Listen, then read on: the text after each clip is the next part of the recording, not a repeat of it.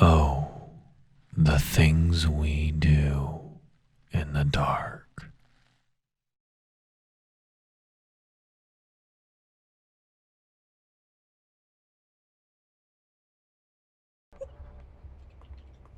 Hey, welcome to DieFall Phantoms. Hi chat. Apparently we've sufficiently spooked you, so I guess we'll say this up at the top. If you're unaware, this is gonna be a horror game. So if you're easily spooked, or I guess if you don't like supernatural things, suspense, potential for blood and gore, it's just scary general stuff, and maybe the breakdown of our players as we go through the game, this might not be the show for you.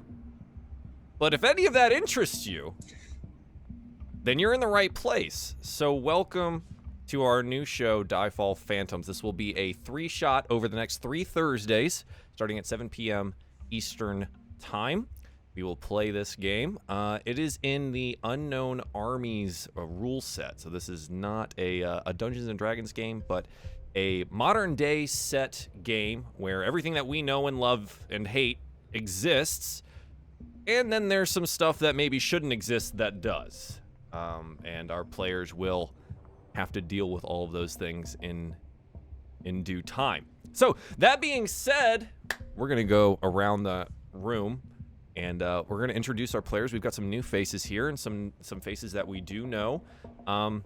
So let's just do some quick introductions. Where you do your stuff, and just maybe like a brief outline of your character, but we'll do detailed character stuff when we get into the actual game. So we'll start at the top left on your screen, chat. So Carson, tell us a little bit about yourself, bud.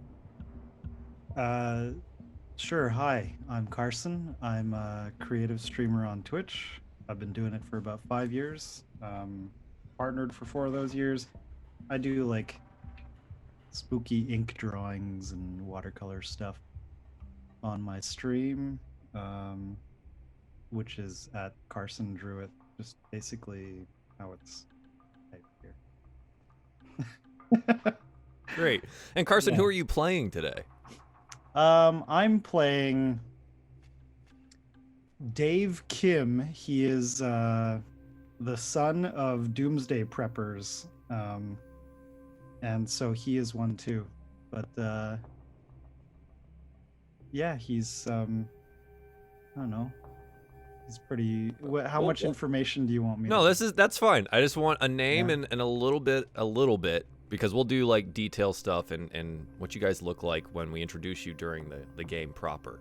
Okay. Well, he may or may not be hiding from the police. May or may not. Right. Yeah. Totally, dude. Totally. It's up So for let's debate. go over to another new face for this show, Obdurant or Kevin. Give yourself a little introduction, bud. Hello, I am Obdurant or Kevin. I play a lot of video games with friends. I play RPGs. I don't do it on a channel of my own, so you can only catch me, places like here, like Stella's stream. And tonight, and for the next couple weeks, I will be playing Adam Fairgrave. Yep, he's a social worker who recently has become fanatically obsessed with kind of figuring out some strange things that are going on in his life. Excellent. Thank you very much, sir. And we're gonna keep going around. Stella, welcome back. Hi. I know it's our normal Thursday spot, right? But a little bit different. So tell the people who you are again and what you're playing tonight. Hello friends, I am Stella Luna. I'm a variety streamer here on Twitch. I do things of the artsy-fartsy kind and various types of TTRPGs. Today, I am playing Piper. She is the twin of Paige. We are high school students. And Piper is an athlete. She is on every single sports team possible in her high school, and she's got an attitude, and she likes bubblegum. Nice. Thank you very much, Stella. And another friendly face, the Lady May. Welcome back to our normal Thursday slot for a little bit different stuff. Tell the people about yourself. Hello, I'm May, or the Lady May. Paint things, take lots of pictures of my cats, collect lots of dice. Yeah, and I am playing Stella's character's twin sister, Paige, and she is a hardcore BTS K-pop fangirl. The character creation for Paige, because we did it first, was hilarious because immediately it was, I'm a K-pop fangirl. It's like, this is the best. I love this game. You can do that. So that's just who you are. And it's so exciting. I'm super stoked about being able to find out more about your characters and really like get into the world here. I think that's good for us. Unless you guys have any questions, I think we'll play some unknown armies. Normally I say Dungeons and Dragons, so this is weird. So, chat, keep this in mind. This is the first time I've ever GM'd anything outside of D&D, and I'm pretty sure this is the first time any of us have played this system. So bear with us while we get used to the die rolls, and we'll have a good time in the interim. All right, let's get started. It's around 6:50 p.m. in Portland, Oregon, sometime mid-October. It's a chilly afternoon, and the changes in the leaves for fall is in full swing. The clouds are hanging low and gray in the air as the sun begins its descent on the horizon. The rain's been threatening to fall all day, as it normally does here, but thankfully it's held off. We find ourselves in the parking lot outside the Hillside Community Center in West Portland. Hillside's a big old gray building, a couple of stories. The doors to the entrance sit at the top of some stairs next to the parking lot. And it's easy to see the large gymnasium kind of poking up from behind the entrance, where community basketball and volleyball are played. Occasionally they have dance classes there too. Hillside's always been a place where the community of West Portland could go and gather and do activities and, have some fun. But this evening, and on Thursdays at 7 p.m. at Hillside, we see a different sort of clientele. So we pan down from the doors where we're looking at Hillside, nestled into the trees as it is. The west side of Portland is very tree covered, and it's actually at the foothills of some small mountains. It's a little bit northwest of an actual a Japanese flower garden, which I thought was pretty cool. Side note, chat, Hillside actually exists. So we pan back down to the parking lot. And from you guys, who would be the first one to arrive? Who arrives at 6:50?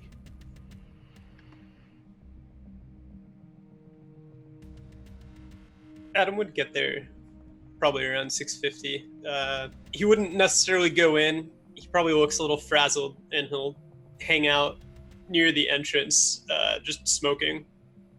Yeah, did he drive himself? He did. He has a car. It's an automobile. It's a sedan. I don't know too much about cars past that, to be honest. So we're just gonna say it's like a Honda that's kind of a beater.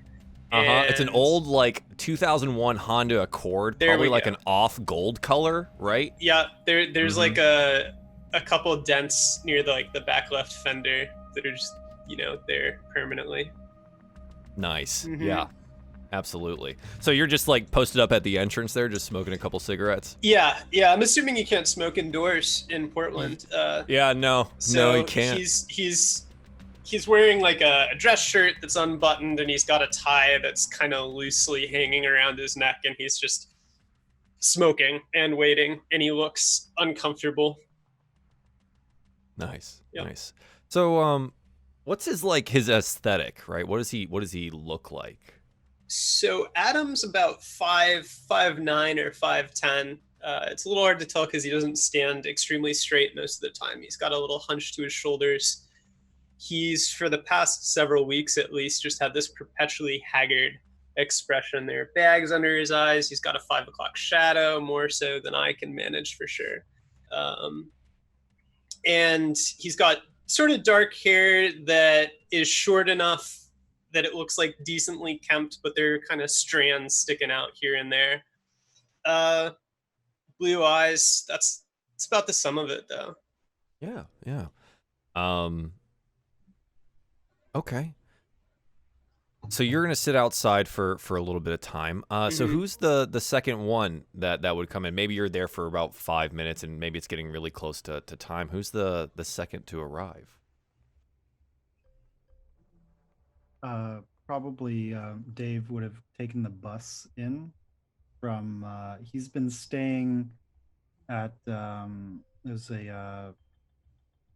there's kind of like a RV park, like a mobile home corral kind of RV park that's out actually in Beaverton.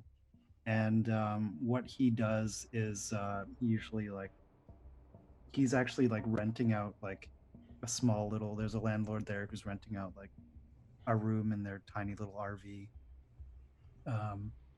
So he's over there, and he usually catches the bus in.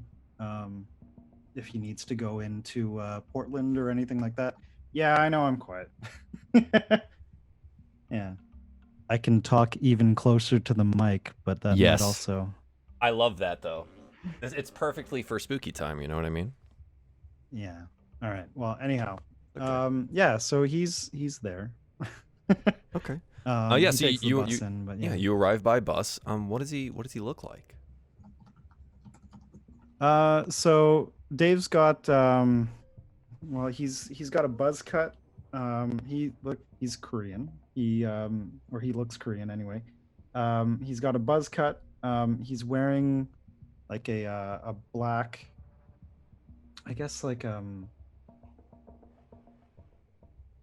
black leather jacket, and he's got a backpack on, like it just looks like a regular backpack.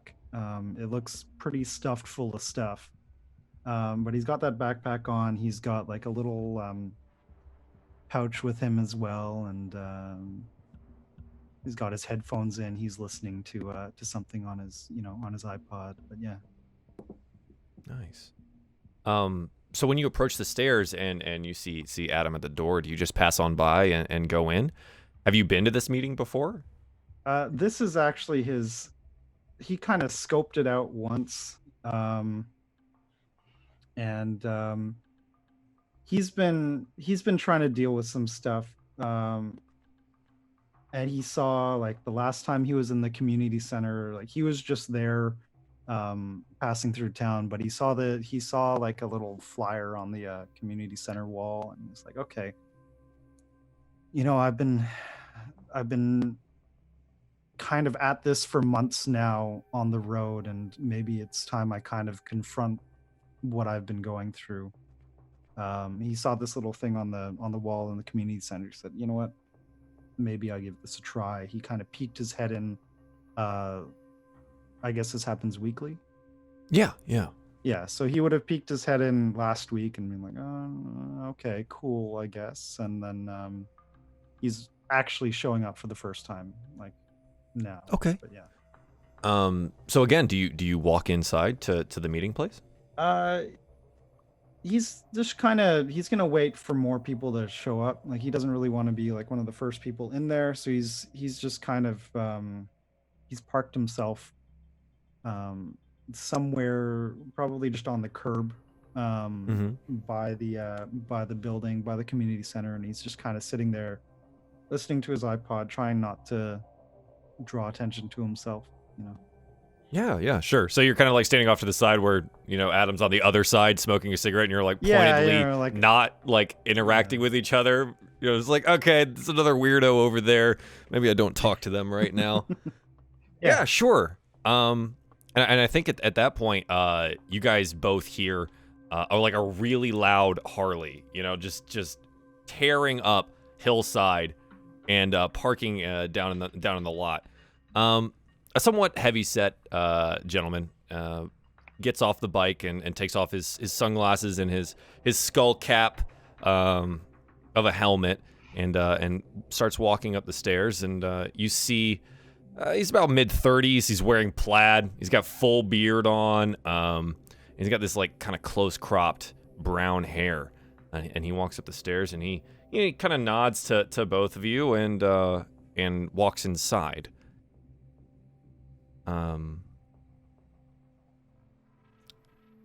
The last of our group to arrive here. How How do the twins get there? What's going on? Well, so you see a mid 90s green minivan pull up, and you can hear the bass pumping. The music is full blast, and one girl in the passenger seat, she's just rocking out. She's singing the lyrics, and Piper looks probably very distressed. Yes, Piper has spent the entire drive here complaining about how this is stupid. Why are we here? I'm going to drive us. That way we don't have to listen to BTS, because obviously the driver picks the music. And yeah, so compromise. But my sister seems to like this music too. She doesn't see that she's got the AirPods in her ears, and she's secretly listening to. Yeah. Oh my God. I remember I used to do that as a kid. You have like one in, right? You have like one in, and it's on the opposite side of anyone looking at you. So hopefully they don't notice that you're not actually listening to them. Yes. So she's like pretending, she's like enjoying Piper's music, but totally listening to BTS. So this minivan pulls up, thumping with bass, and these two relatively tall twin girls get out of the car. So we look at the driver's side first, I think. And what does Piper look like? Piper is 5'8". She has strawberry blonde hair and hazel eyes. She is hot. She is she's wearing a leather jacket, and as we're walking away from the minivan, she's doing the thing where she's spinning the keys, and she's chewing bubble gum. She's got on Converses, skinny jeans. Probably looks like you wouldn't want to mess with her. Yeah, she's not an adult quite yet, but you don't want to get on bad side. Absolutely. And I think from there, like, we see her get out, and we like do the pan down to all the way up, and we get like the last little bubble pop, right, from Piper, and then we immediately like look over through the car and see who gets out on the passenger side. What does Paige look like? Yeah, Paige looks obviously pretty close to Piper. She's got strawberry blonde hair and hazel eyes, and about 5'8" as well. However, dressed very differently than her sister. She's got an oversized BTS shirt with a black loose sweater, and she's got a little pink skirt, some black knee-high stockings, and some white sneakers. She's got a little tiny pink purse on her side, and she's taking out her earpods and making sure her phone stops the music. And Nice. she's good looking too.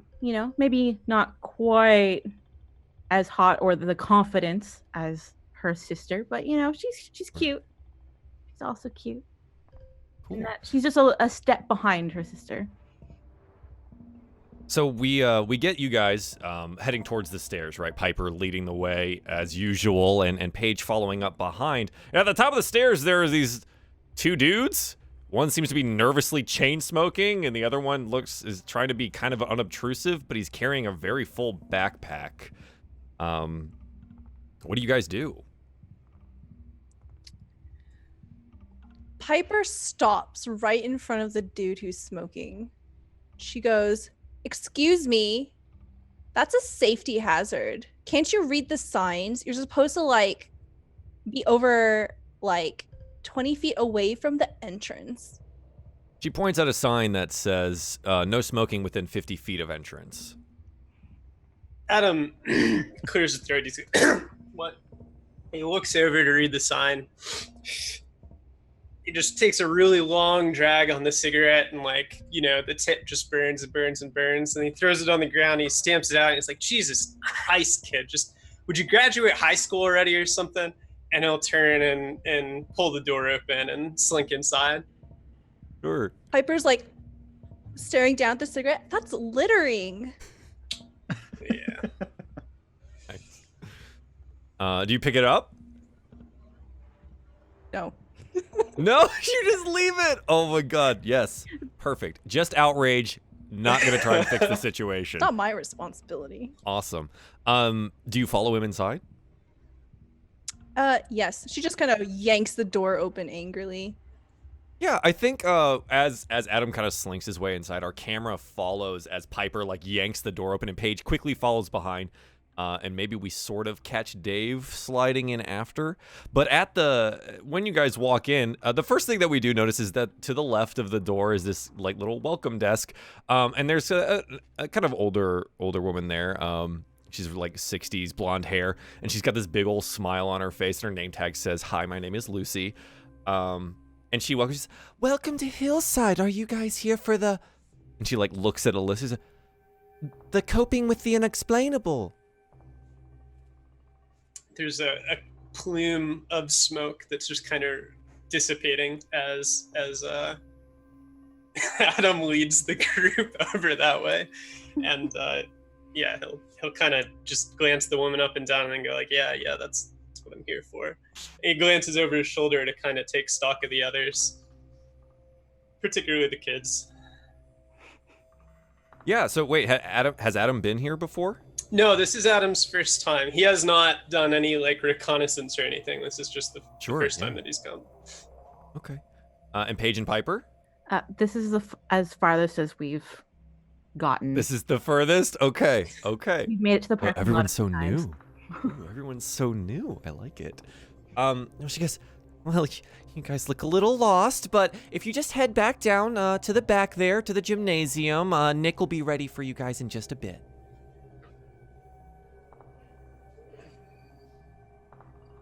All right. Hey, Also, I just wanted to say, Dave would have come in last. He would have waited for everyone to go in. He would have picked up the cigarette butt and put it out, like threw it out. Nice. I before love he it. went Yeah. in. Yeah. What I imagine is that like right next to the door, there's obviously a trash can there, right? Mhm. Like immediately. And so Dave picks it up and puts it in the trash. When Dave leans down, there are probably like 8 or 9 other stubs that are stepped on, like right there. Just saying. Yeah, no, he picks those up too. All right. I love it. Solid. Very nice, Dave. Thank you for taking care of the planet. And chat, throw your stuff away. So you guys head back to the gymnasium area? I think at this point, Piper would kind of look pointedly at Paige, make her lead the way. Why do I have to go in first? Oh my god, you made me drive an hour for us to get here. Open the door. Fine. You gotta do the talking though. And she just like opened the door and like Yeah. So you guys you head towards the back and you go into the gymnasium area. So it looks like, I don't know if you guys have ever been to like community centers. The gym is like, it probably could use a resurfacing. The bleachers have all been like pushed back to the edge and stuff like that. And only about like half the humming fluorescent lights are on in the room. But as soon as you enter the room, there's a small table there with a fresh pot of coffee and some name tags and a couple markers. You guys take name tags? Or you try to like be rebels and not take name tags? Paige definitely doesn't take a name tag. Wow, okay. Piper doesn't take a name tag. Awesome. Adam takes a name tag, fills it out. "Hi, I'm Adam," and he'll pour himself like a cup of coffee. A little, yeah. You got like the little styrofoam cup and like the little sugar packets and stuff there and plastic stirrers. His hands have like a little jitter to them, so he probably like he pours it, he picks it up, and then some spills over on his thumb, and he's like, "Ah, damn it!" and drinks. Sure. Dave, do you take a name tag? Yeah, he's gonna grab a name tag. He's just gonna write Dave on it, and he'll actually just pour himself like a little bit of. I'm assuming there's like coffee station, tea station, maybe. Or is Yeah, it sure. just coffee? Sure, Yeah, why not? all right. Yeah, there's probably like the coffee's probably like on a fresh pot, whereas the tea is like in a pre-brewed like silver thing that you'd find at a church during a potluck. Yeah. And you can like pour yourself a thing of tea there. Okay, he'll pour himself like just a little bit of black tea and like, Mm-hmm. not a full cup, just like half a cup or whatever, with a lid on it. Yeah, just beyond the Yeah. the table, kind of towards not necessarily the center, but maybe about a third down the way, in the middle of the gymnasium, A bunch of like metal fold-out chairs have been arranged. There's like 10 chairs there. And there's a man there. He looks to be maybe like mid-30s. He's got some kind of like really curly brown hair. And it seems that he's one of those guys that has like a perpetual 5 o'clock shadow that at one point in time he just gave up shaving it because it was just too much effort anymore. And he's wearing this like brown cardigan that's got these like elbow patches of like, you know, nice little elbow patches there. And he seems to have like a pair of glasses in the front pocket. But he turns and sees, welcome guys. You know, grab a seat anywhere. Rob's already joined us here. And you guys see the biker guy from previous sitting in a chair, his helmet slid underneath, a little cup of coffee in his hand, and he nods to you guys.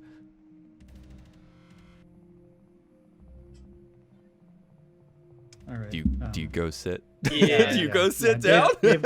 Dave goes and takes a seat. He takes off his bag. He like puts it under the chair where he's sitting, and he just kind of sits down there.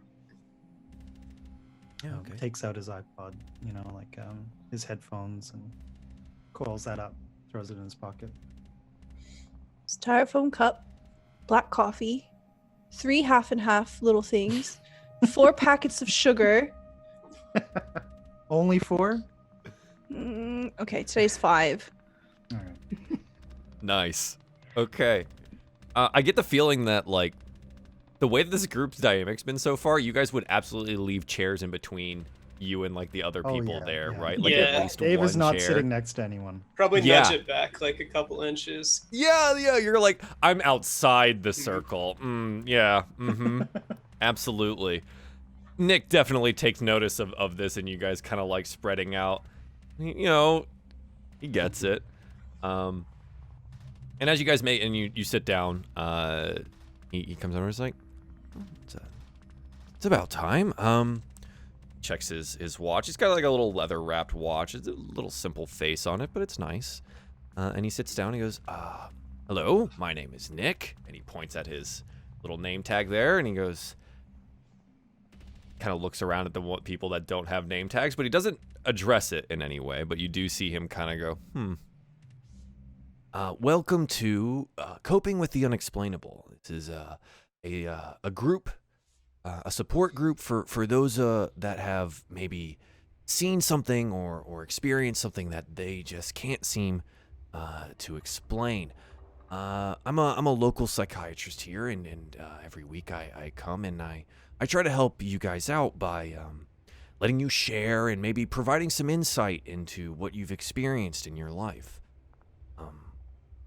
So maybe let's go around the room and maybe, you know, say our names, and you know, if you want to share your story, you're more than welcome to start now. We can start with that.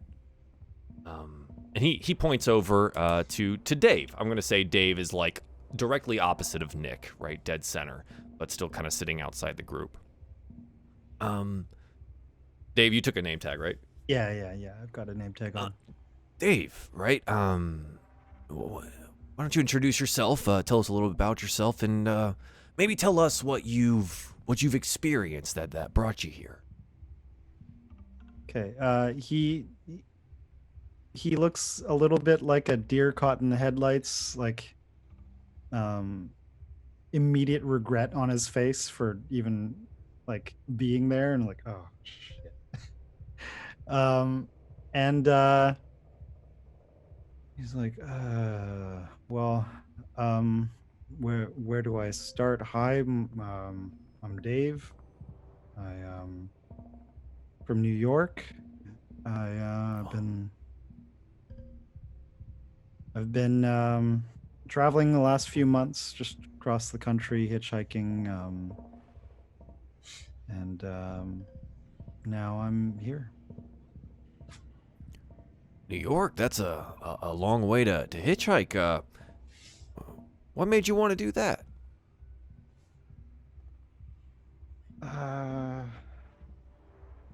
This is where Dave kind of like shifts uncomfortably in his seat. He's like, he's not the most creative person, so he's like really trying hard to come up with something that's like, okay, I can't really talk about what happened. Sure. Nick but, notices. like, He's practiced in this. He's, oh, you don't have to share. It's okay. The point of the group here, and he addresses the whole group, is to share and to have maybe the shared experience in that we're not alone here. That sometimes unexplainable things do happen. And sometimes there are rational solutions to those things, and maybe here in the group we can help you come to those solutions so you can move on from whatever baggage is holding you back in your life. Now, Dave, don't worry. You don't need to share tonight. I'm just happy you're here. I saw you pop your head in last week, and I'd hoped you'd come sit down, but I'm just very glad that you're here. Let's move on. And he points over to Adam. Hi, I'm Adam. And Adam leans forward and he kind of tucks his feet around the side of his chair. He fidgets with his coffee a little bit. I live nearby. I'm here, and he glances to Nick again. He goes, we should just share what happened, huh? Yeah. And, I've found that in this group, the people that do share feel like their burden has also been shared, and that everyone here shares the load a little bit. All right. He puts down his coffee and he kind of pulls out a pack of cigarettes and doesn't look like he's going to light it, but he just starts fidgeting with one of the cigarettes while he's talking. He's like, all right, I do social work, right? One of the people I did a wellness check about 6 weeks ago. 6 weeks ago, this old lady, about 85, 86. We hadn't heard from her for a while, so I went to check on her, and when I got there, she was dead, right? She was dead. She was on the ground. Oh, that's terrible. She was dead. Yeah. We were all expecting it, but I knelt down, just to make sure. Didn't need to call the ambulance to see if she was dead. She was dead, right? And I touch her cheek, and spiders just start pouring out of her mouth, like on my hand. And I'm not talking like 5 spiders. And he's sort of glancing around to get the gauge of other people. He's like, her mouth, her ears, her eyes, they just started coming everywhere, all over the room. She deflated like a balloon, like a pop balloon, man. They were just everywhere. I freaked out. I ran. I was out of there. And I can't explain. I don't understand. Adam, that is quite the story, and truly horrifying to have experienced. Thank you for sharing. And he like looks around the room and like starts clapping, expecting you guys to do the same. Do you guys help him clap? Paige is got her phone in her hands. She kind of looks up and is like, right, and goes back. Oh my god. Well, Rob the NPC is definitely clapping, okay? Dave Thank you, does Rob. Yeah, like a couple, like, do I do this? just light, like, okay. Yeah. Piper starts off with like not really paying attention, and then he starts talking about touching dead people and then spiders, and you could just see the what the on her face. And after the clapping, she looks around, claps like once or twice. Adam kind of slouches back Totally in out of his peer chair pressure. and just takes a pretty long drink of coffee, and his talkative moment is over. Nick does turn. He ignores the fact that no one else has like done anything. This has probably happened to him 1,000 times in these types of groups, right? People just aren't there to engage. So it's his job to try and do that. He looks over and Adam, I really do appreciate you sharing. That is quite the story. How do you feel after talking about? Have you shared this with anyone else before?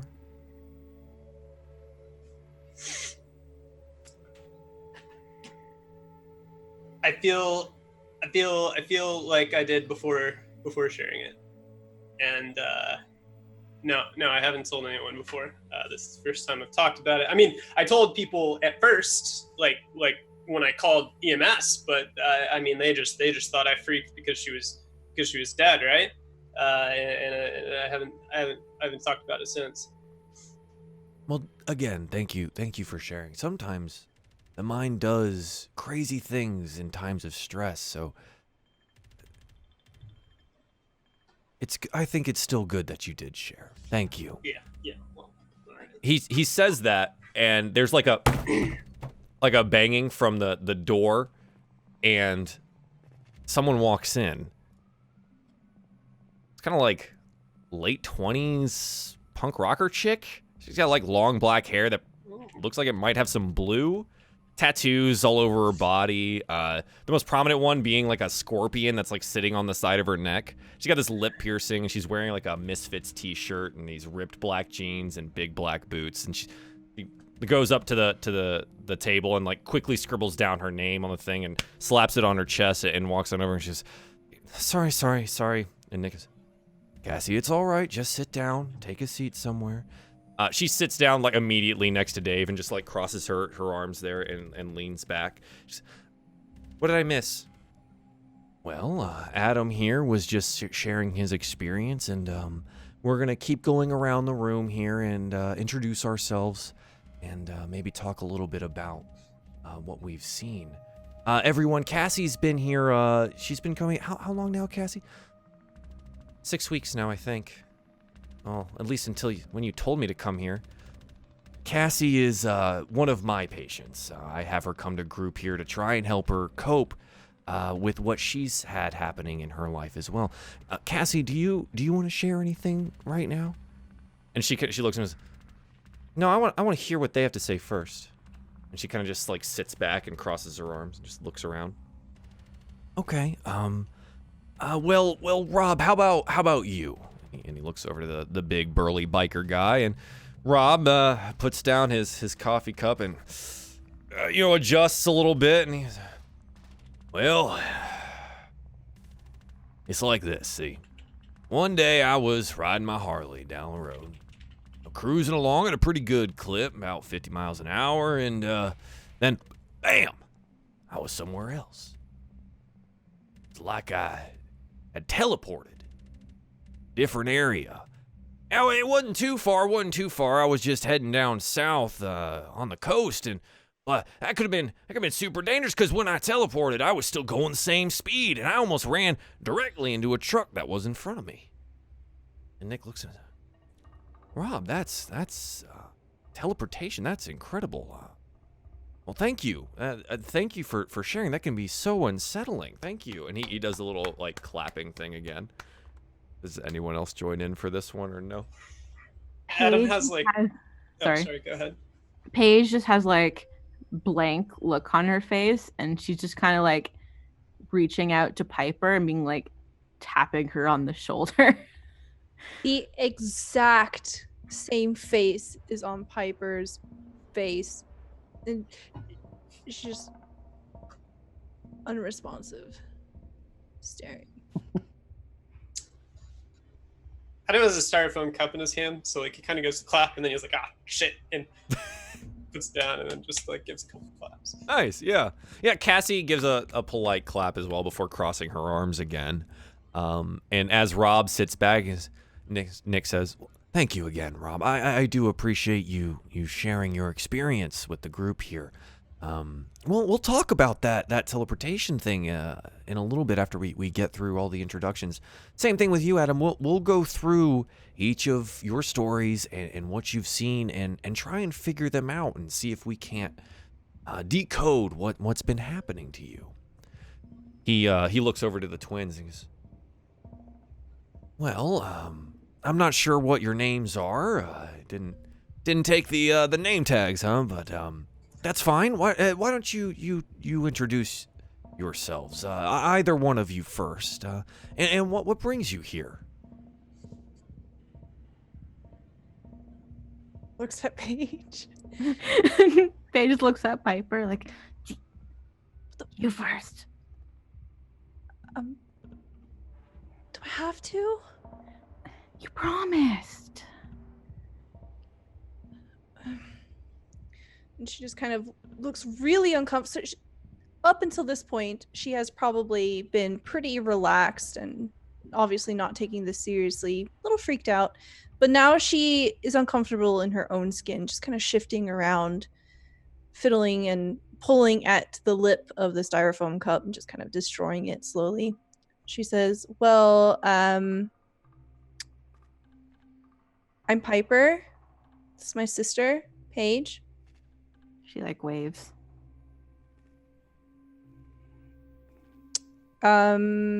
So yeah, like that guy said, like teleportation. Rob is like leaning forward intently now too. You've been teleported around too? Piper looks at Paige. Paige, yeah. Oh, that's wild. And Nick like is sitting back thoughtfully. Huh.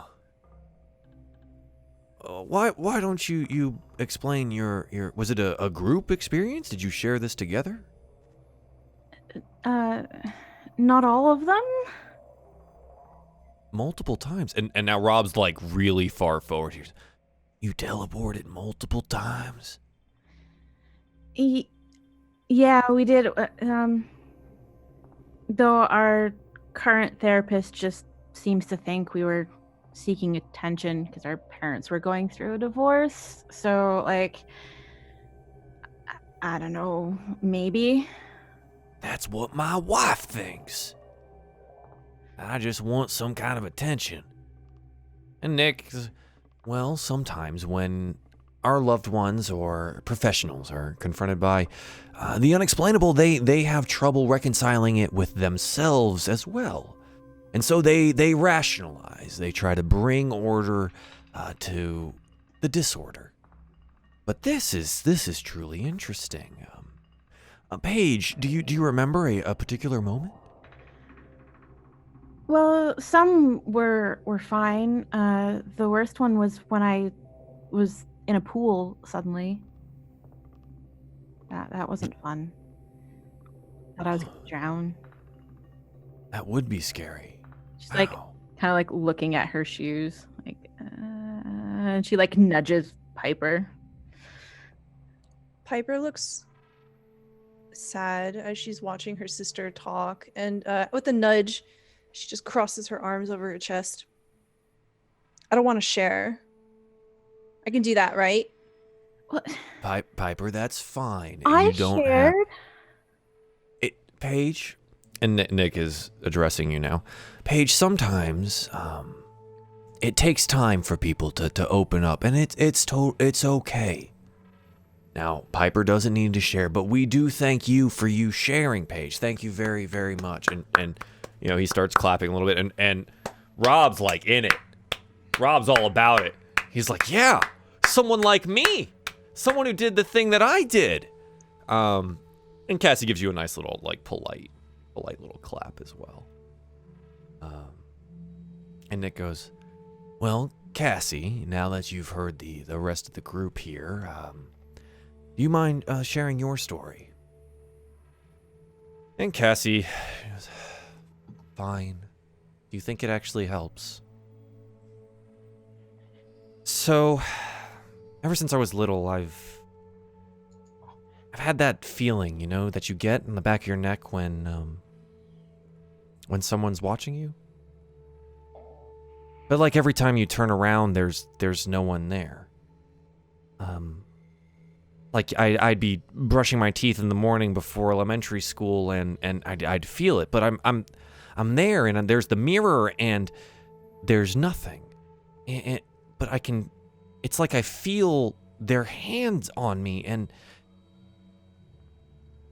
but it's never stopped. It doesn't. Sometimes it doesn't manifest, and Nick told me, you know, maybe it's at times of high stress that really these things happen.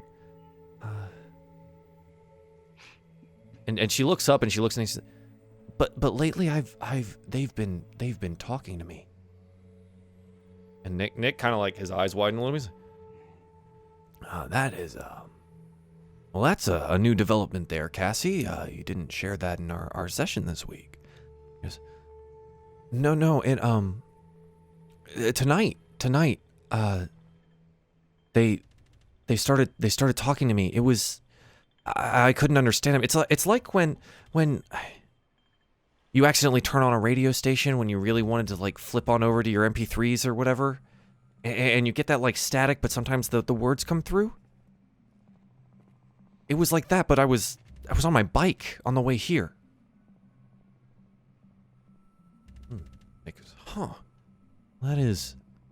That's interesting. That is very interesting, Cassie. And we'll go into more detail about that during your session. But I do thank you for sharing. Cassie has been having this feeling for her whole life. So I like her to come here and to share, so you all know that you're not alone, and that these things may happen once or twice, or maybe for the rest of your life. But they're things that we can deal with. You can cope with the unexplainable. And he like gives a little smile about like how that's the name of the session. Now, we've taken to calling Cassie's feelings and the things around them. We started calling them, right? Whenever they're around, she'll let me know, or her parents, and say they're here. And we'll know that this is maybe a point of anxiety or high stress for Cassie, and try to bring her into a safer situation. Now, these are types of tactics that we can utilize for you as well. Whenever you are thinking back about that moment, or if you experience something so horrific and sudden that you can find yourself someone that's in your corner, that really can help you out during your times of stress. Thank you, Cassie. I do appreciate it. Now that we've gone around and shared, he looks over to Dave and Piper as well. If either of you would like to share now, if you feel more comfortable, or if not, then maybe next week. Dave Does anyone kinda say anything? Shifts in his chair a little bit, and he says, "The reason I left New York, well, so I'm my job when I had one, I was an investment banker, um, and didn't have the best relationship with my parents, with my folks. They growing up, they were well, doomsday preppers, I guess people call them. I thought that's just what life was. We had a bunker in the backyard that Dad would stock full of stuff. Every summer we would go out camping and live off the land, just with whatever we brought with us. And I thought that's just what every family does. You go out, you go camping, and you live off the land for 2 months. I learned pretty quickly that wasn't the case, and well, I kind of started to resent them a lot.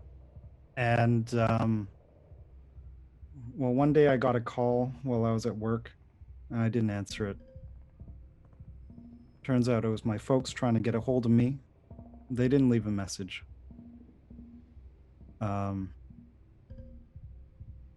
But I called them back and never got a call back. Never got an answer either. Week later, I went back home, and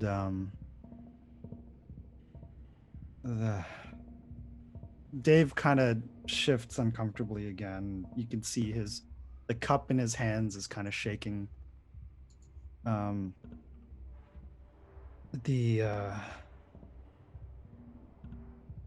They weren't alive anymore, and there was a note, and you can see that he's like really trying hard to get these words out. Um, it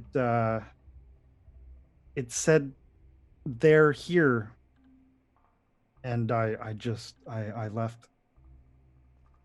I grabbed my dad's bag, his I guess his bug out bag. We grabbed that, grabbed a couple other supplies, and I just left. I don't know if that's okay to say. I don't know if the police might be looking for me. Dave, this is a safe space. Everything that we share here stays here in the group, isn't that right? And he like looks around and like tries to make eye contact with everyone here. Rob's like vigorously nodding his head, and Cassie, gives a curt nod about it.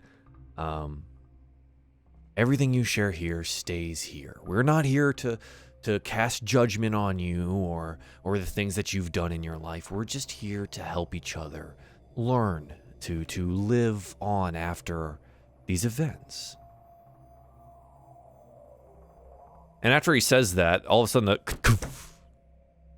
fluorescent lights over the gym go out. And Nick goes, damn it. I told Lucy we'd be here for a while, so I'll get her to turn them back on. She has to go shut the fuse box. I'll be right back. You guys, grab some coffee, get some more tea. We maybe talk to each other a little bit. I'll go grab Lucy and get the lights back on. And he stands up and kind of like straightens his pants and his little cardigan, and he walks out to the door, and you hear the as the door shuts behind him out in the hallway. It's now kind of dark in the gymnasium. There's windows that line kind of the top area, but with the sun going down now, it's the dusk light doesn't really penetrate too well, and it's starting to get kind of dark in here. Adam Piper- has been. Oh, sorry. Go ahead. Go ahead. Oh, okay. I was just gonna say that Adam's been kind of staring at Dave. At first, it started with the investment banker claim. He was like, "What, really?" And then, as the story progressed, he's kind of leaning forward a little and just paying really close attention. And when the lights turn off, he's startled. He goes, "Jesus Christ!" And he'll kind of fidget. And after Nick goes to kind of resolve the situation, he gets up and kind of stalks over to the coffee table to busy himself with getting a fresh cut. Yeah. When the lights shut off, Dave kind of instinctually like went for his bag, kind of grabbed it, pulled it out from under the chair, and he's just kind of seeing immediately then after seeing it was Nick, right? Mm-hmm. Yeah, seeing Nick's sort of calm demeanor with the whole situation, he kind of settled down. He's got the bag in front of him between his legs, but he's not like,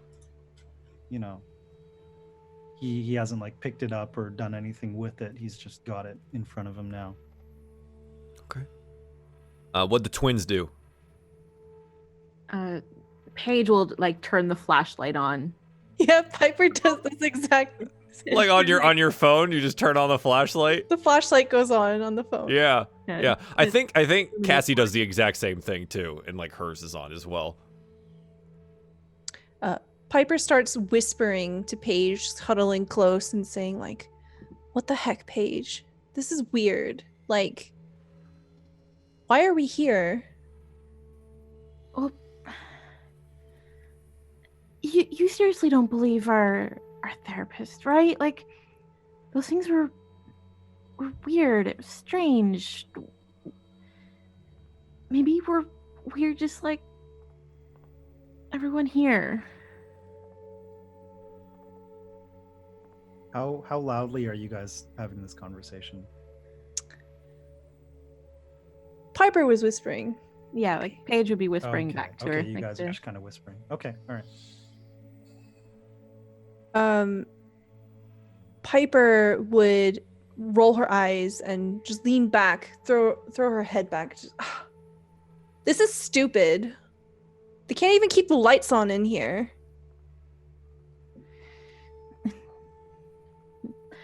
Paige will just kind of like lean over and it's like, you promised you would come and at least, go along with it this time.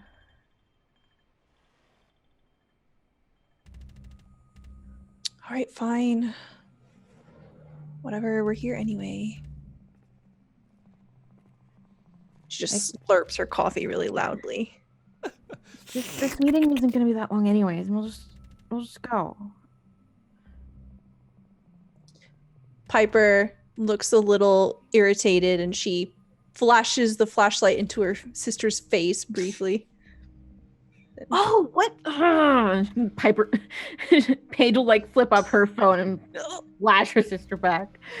Yeah, I think while you're doing that, Rob like gets up and kind of like makes his way over to you guys. So, how many times did that teleporting thing happen to y'all? Paige will just kind of like jump, not realizing he like came over. Yeah. A bunch. Why? Bunch.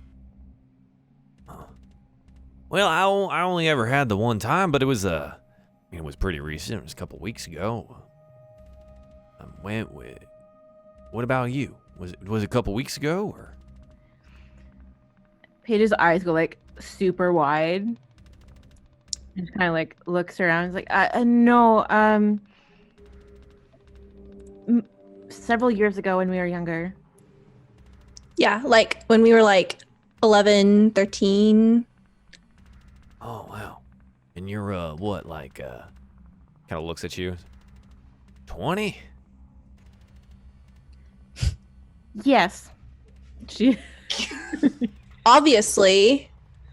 I'm sorry. I don't mean no offense. I never had any daughters of my own, so I'm not used to how they grow up. You know. Well, I thank you for sharing. It's so interesting that we had the same thing happen to us. Yeah. Cool. Well, I think it's pretty cool. Not being alone. Well, I got my sister. She like nudges Piper like, don't leave me alone with this conversation with this guy. Bubblegum pop. She gives you like a look like, oh my god.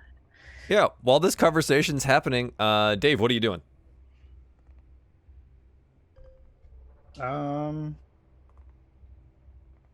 Dave is just he shared that, but he feels like really uncomfortable. He's not really comfortable with the lights off.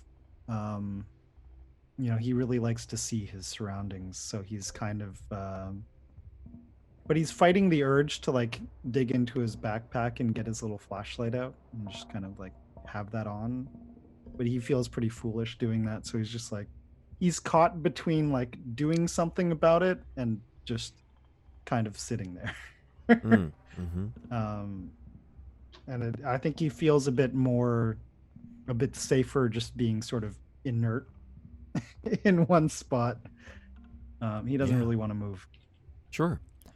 I think Cassie would have gotten up and gotten some coffee since she was late. She didn't have the chance to grab some, so she would have headed on over there. Adam, you said you did the same thing? Yeah. Went to go grab another cup? Mm-hmm. So yeah, you go grab another cup, and Cassie kind of walks up and is waiting behind you. What's Adam doing? For a couple of seconds, he's just kind of pouring coffee and listening to the conversation between Rob and the twins. Mm-hmm. When he notices that Cassie is behind him, he has a little jump again, and he's like, It's tough to see her. She's wearing mostly black, and it is now dark in this room. Yeah, so you like maybe get the glint from a lip ring. to go back, and then realizes someone's right in front of him, and he's like, "Oh God, damn it, woman!" And he backs up a little bit, and he goes like, "Hi, sorry, help yourself." And he'll kind of take a step to the side. Skittish one, aren't you? Yeah, well, it's been a week. Yeah, Yeah. Hmm. Hey, how long does this whole light situation take? I kind of thought it'd be fixed. Oh, by now. they got to go down to the basement if the fuse broke or something like that and go Yeah. flip it on. It can take, 5 or 10 minutes. Okay. All right. It's happened once or twice. It's no real big deal, I think. Sure. Place is old. She kind of like looks down and like scuffs her foot against the like really beat up gym floor. You don't really make a whole lot of money around here, so, it is what it is. Yeah, I guess that's true. And Adam relaxes a little bit as the conversation goes on. Yeah, she grabs the coffee pot and pours her something. And she goes, "Grab me a couple sugars." Sure. Yeah. Of course. And he puts his coffee down and kind of shifts around, grabs a couple of things until he finds the sugars and passes them over and goes. So how long you've been working with the strength? Well, I've been seeing Nick since I was... Oh, goodness. I've probably been seeing him for the last 5 years. Saw a different guy before him. That didn't go so well. But Nick's been great. Nick's been very understanding. I've been lucky to be working with him, I think. Are you from around here, from Portland? No, I'm from Washington, actually, just an hour and a half away. Just figured. Oh, you drove all the way down here for this? No, I've got people I know here. My fiance lives in Portland. I was just here to see her. Kind of figured it'd be easier to. Well, there are a lot of groups like this, right? There's nothing back home about Right. the unexplainable with. Well, I think Portland's unique in that because there's not very many other cities that would have, I don't know, stuff for the weird, and Portland's just pretty weird in general, so I think that might help us. Yeah, you can say that again. So, does your fiance know what you saw? Adam kind of just stares for a couple seconds, then goes, "No. I mean, if I tell her, oh, you weren't here. Listen, it's not the kind of thing you tell people if you want them to take you seriously, right? And I want her to take me seriously, so I haven't told her. I no. She hasn't noticed that you're really skittish. Like, I am maybe 5'2" and all of 120 pounds, and you are terrified to be near me. All right, listen, you get. And Adam's just kind of stalk back over to the circle, and take his seat again. Nice talking to you. She finishes like making her coffee and kind of like casually waits at the door and sips on it a little bit. I don't think she wants to rush back to the group after you like stalk away from her. So you guys are like having this conversation and like Adam just comes like stopping by and maybe scoots back in the chair a little bit and makes a little on the gym floor. Yeah, but it continues to stay dark. Piper whispers to Paige, looking straight at Adam. That guy needs a chill pill. Dave not really saying like, well, I guess he'll kind of mumble this and be like, I'll go see what's going on with the lights, and he kind of actually like shrugs his bag on and actually makes his way over to the door. Yeah. Like, So you go kinda push opens it up. the gym door Yeah, open? he goes to try and like open it up, peek outside, see what's going on out there. Yeah, so you peek outside into what generally is a hallway. Down to the right, if you keep going, is the indoor pool area, and over to the left is there's a couple of offices and like meeting rooms and things of that nature. And directly ahead of you is a long hallway that leads out towards the front. It's dark. There's not a whole lot of light coming in from any of the visible windows. There's not like any skylights or anything here. So you don't see anything in your immediate area. I wouldn't know like which direction Nick would have gone, huh? I don't know if you've spent enough time in Hillside to find out where a fuse box is.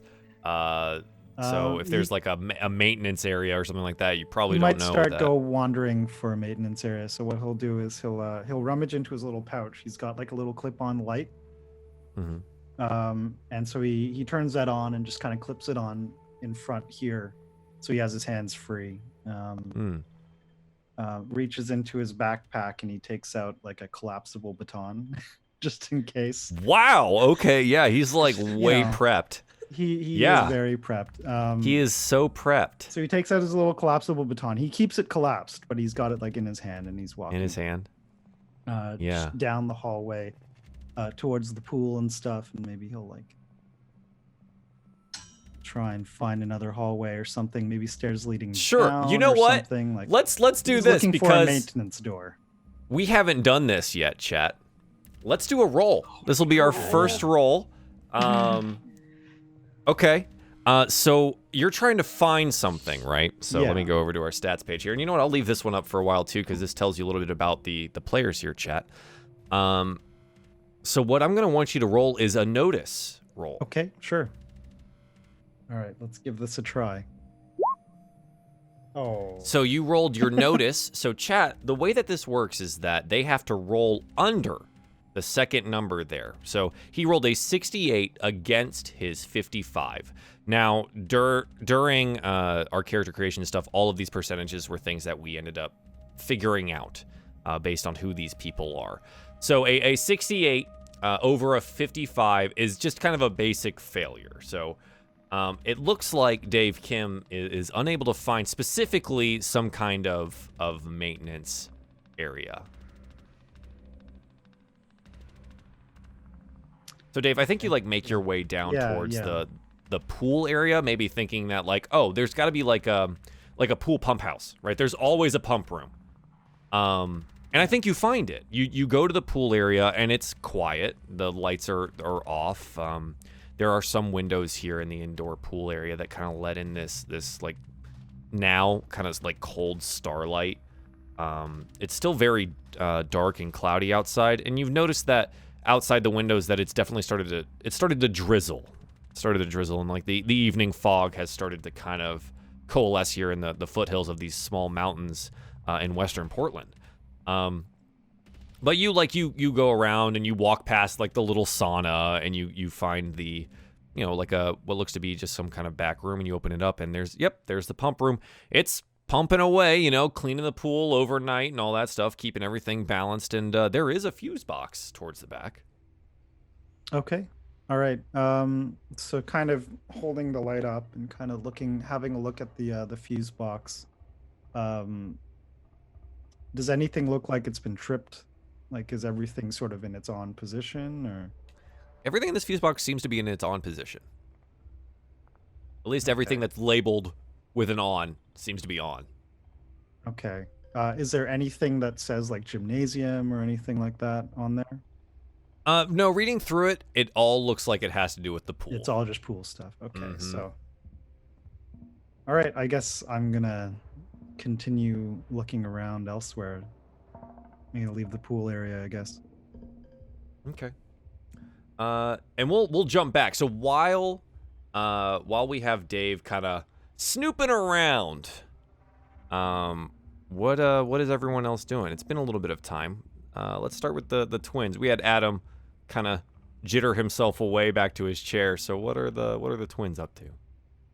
Is Rob still with us? Is Rob still with us? It depends. Do you want him to still be with you? Because he can be. If not, you guys could have like pulled yourself away and been like, oh, I'm gonna go get some coffee and like go walk away, and he'll end up talking to Cassie or something.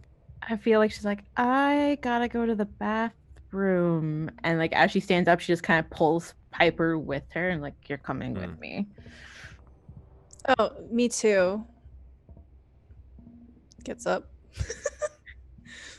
Oh, yeah, okay. There are, towards the corners of the gymnasium, there are two doors, one marked men and one marked women. Yeah, so Paige just kind of like walks in there and makes, she's got the little flashlight thing, and it's like, oh, at least that guy can't follow us in here. I think as she's like walking past Adam, she's considering flashing him in the face, but she decides against it. And once they get into the bathroom, she's like, okay, this is weird.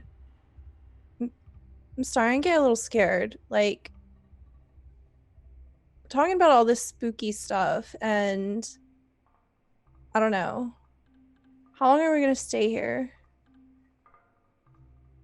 I don't know. I guess until that psychiatrist guy says we can go. I don't know. I just thought we needed to find someone to, just wouldn't straight up tell us we were lying.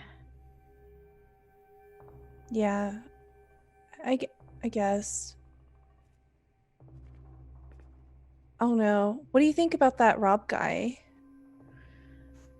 It's really weird that he also teleported too. Like that's creepy. Do you know, like, I don't know. Like, oh my god. She's like fidgeting with her phone, so like the light's kind of like going all over the place. Piper's looking around at the bathroom. She's probably standing like in the middle, just not like huddling towards any corner or anything. Her arms crossed over her chest. Okay, well, all right. I'll share, I guess, after the guy gets back. Thank you. I know this sucks. I really wish, we didn't have to be like in this really creepy gym with the lights off. Like, you need to hire an electrician or something. I don't know. Like,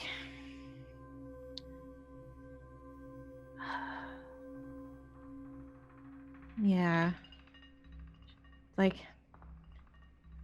you don't think like he would have like followed us to the bathroom and is like waiting to like talk to us again, do you? I don't know. And then she'll like look at the stalls, flush the toilet or something.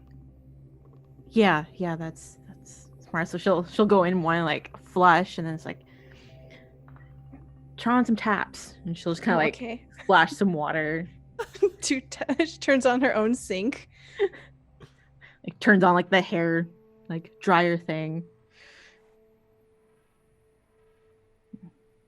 Okay, I guess you go first. You see if he's there. All right. She just kind of like shoves the door open. Yeah, and it slams open, and you kind of like stroll back out. Everyone looks over at you because it was inordinately loud in a very quiet area. People seem to like not even be talking above like a whisper, just because the darkness feels really oppressive at this point, right? Like it's been an unusually long time, and you've heard nothing from Nick. Lucy hasn't been by, and you're just like in this gymnasium. And now you guys go outside, and Dave is still gone. Piper that weird guy with the backpack. Piper just kind of announces to everyone, did anybody come back yet? Like, how long is this supposed to take? Cassie looks up at you and says, well, it's happened before, and it's like 5 to 10 minutes, but this is getting kind of awkward. Do you like know where he went? Like, do you know where to go? Where'd that guy with the bag go? I saw him. I mean, he left. He like went outside. Maybe just went home. Does that mean we can go home? She looks over.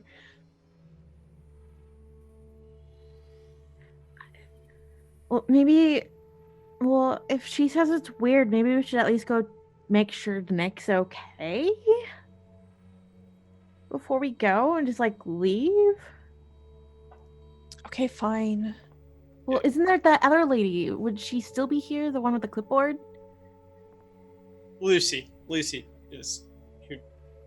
That's who he said he was going to talk to you. And Adam will shift on his chair a little bit, and then he'll look at Rob and be like, "Hey, you've been coming a lot," and he'll nod at Cassie too, and go, like, "You guys know where where he goes. Like, this is longer than normal at this point, isn't it? Like, something's weird.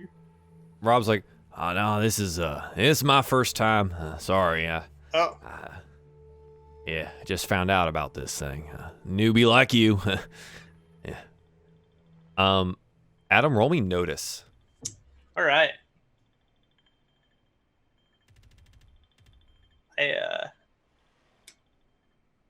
Investigator substitutes for notice. Yeah, So I so can do that, right?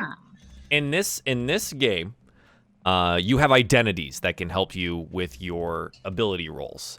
In this case, Adam, which is up on the screen right now, has an identity called Investigator, where he replaces his notice roll with his ability as an investigator. So yeah, go ahead and roll for it. 43 versus 70, so pretty good success. You noticed something when Rob was talking. Uh-huh. You could see his breath. Huh. Okay. It was like on a cold, frosty day when, breathe out and pretend to be a dragon for once in your life, and then, Yeah. yeah, you could see Rob's breath. Adam does notice that, and he kind of pauses a little bit because he was in the middle of nodding when the guy was saying like, "Oh, actually, it's my first time," and then he sees the breath and he's like, he just kind of looks over to the other three, and he kind of like just breathes in front of himself to see whether he sees his own breath or anyone else's, and he's like, You do. You see yours. Is it noticeably colder in the room, or is this just we're just seeing breath right now, or he's seeing breath right now? No, but your notice roll is good enough for this. Cassie is standing like stock still, staring off at nothing. Okay. Adam is always on edge, but right now he's a little even edgier than normal, and he's gonna kind of shift around a little bit and put his coffee down and straighten up on his chair. And for a minute, he glances back at where it looks like Cassie's looking, and I'm assuming there's nothing there. Yeah, you look over. She's looking kind of like up towards the window area. Yeah. And you look over there, and the windows are fogged over. They used to be clear. Adam sees that, and he's like, "This is." Out loud, he'll go like, "This is weird," and then he'll look back down at Cassie and go like, "Hey, Cassie, are you okay?" When Adam points that out, all of you notice that are in the room that Cassie's just staring at nothing. She hasn't blinked. But you all now see that like there's this like slight, you could see her breath when she exhales. And you notice now that you can see your own as well. Paige just grabs a hold of Piper's arm and like hugs it real tight. Piper like leans into her twin. She's looking around, looking scared. What's going on? Like, seriously, this is not cool. Does Cassie react at all, or is she still like transfixed? She has anyone like gone up to her and like try to interact?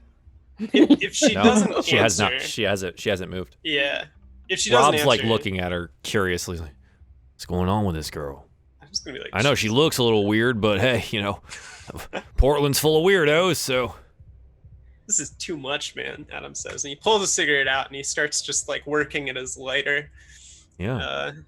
And he'll light the tip and kind of step over and then just reach out and sort of give Cassie a light nudge on the shoulder and be like, Cassie, hey. She looks at you like immediately into your eyes. Uh-huh. And you hear in like the lowest whisper and like the little puffs of her breath going, "They're here." And then there's a scream from outside of the gym. And that's where we're going to take our first break. So thank you for joining us on DieFall Phantoms. We're going to take a quick 3 to 5 minute break. And when we come back, we're gonna find out what just happened. We'll be right back. Welcome back to DieFall Phantoms, our 3-shot horror spooktacular. Spooktacular. Yeah, one of these things are correct. Where we left off, I normally enter that with heroes because D&D, but our humans have heard something frightening and have seen a couple of interesting things. I think, though, before we jump back to those that are still in the gymnasium, we go visit with Dave out in the pool area. Now, Dave, you kind of hear something outside. It's hard to tell with the pool pump on, and you're like evaluating this fuse box right down here, like kind of in the back. But you do hear what potentially was a scream towards, like, outside of the pool area. Okay. At the sound of a scream, he immediately like runs towards the sound. Okay, yeah. So you're like tearing out through the pool area, and you notice now too, as you're running, so you're breathing a little bit harder, you can see your breath now as well. You notice now that it's even darker inside here, and as you pass by the windows, they've all been fogged over. You can't rightly see outside. Do you continue towards where you think the scream might have come from? Maybe a bit more cautiously. Okay, sure, yeah. So you slow down, noticing there's like some of these weird things. Generally, you'd want to. He flicks out the baton. He extends it. Okay, sure. Yeah. And carefully kind of goes to open the door for the pool, like from like back out into the out of the pool area. So you gonna go pass out back to the main That's where hallway. the sound came from, right? Mm-hmm. Was out in the main hallway area, generally that direction. Okay, You're not gonna be able to pinpoint it, right? Yeah, But so you make your way out that direction, which is also towards the gymnasium area. Right. So do you go to the gymnasium, or what do you do? Well, that's where he knows people are. He heard a scream. Mm-hmm. So yeah, he's I think he's cautiously headed straight, make your way back there. Yeah, sure. Like I guess he kind of scopes out the hallway first to see if he sees anything, and then when he doesn't, he'll just. Yeah, the hallway's empty. It's just darker, right? Like it just. Even darker? No, just darker than you Okay. remember, right? Okay.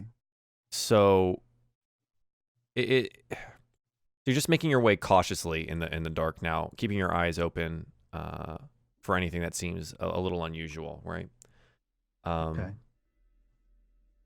So while you're doing that, we'll jump back to the guys in the gym area. So now you've heard this, and Cassie is just like staring daggers at Adam. What do you do? Adam lets out an inarticulate scream and backs up so Cassie turns to look at him, and he kind of leans in at that whisper, almost despite himself, just to actually hear. Mm-hmm. And then there's this bang and this, shout of someone clearly dying to something awful outside.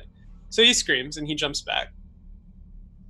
I was like, what the hell was that? And he kind of looks over, and Cassie still, has she done anything after that? She's still just staring. He kind of, if so, he skirts a little bit away from her around. It's like she's looking through you now rather than at you, whereas originally she had been at you, and it's kind of like she's gone into this like weird, she's just motionless right now. Okay. So he eases out, so she's looking, where she was looking at, instead of at him. And he'll glance over to the door, then at the twins, and then at Rob. He'd be like, Rob, Yeah. we should check that. Maybe Nick slipped. Yeah. That's a great idea. We should do that. We really shouldn't leave them alone, Yeah, you're right. And Adam looks at the twins with a look that might communicate he'd be fine with leaving them alone. But he's going to kind of slide over and go like, all right, let's, we need to get to the bottom of this. Let's stick together. Let's just see what's going on. Someone's pulling our chain, and it ain't cool.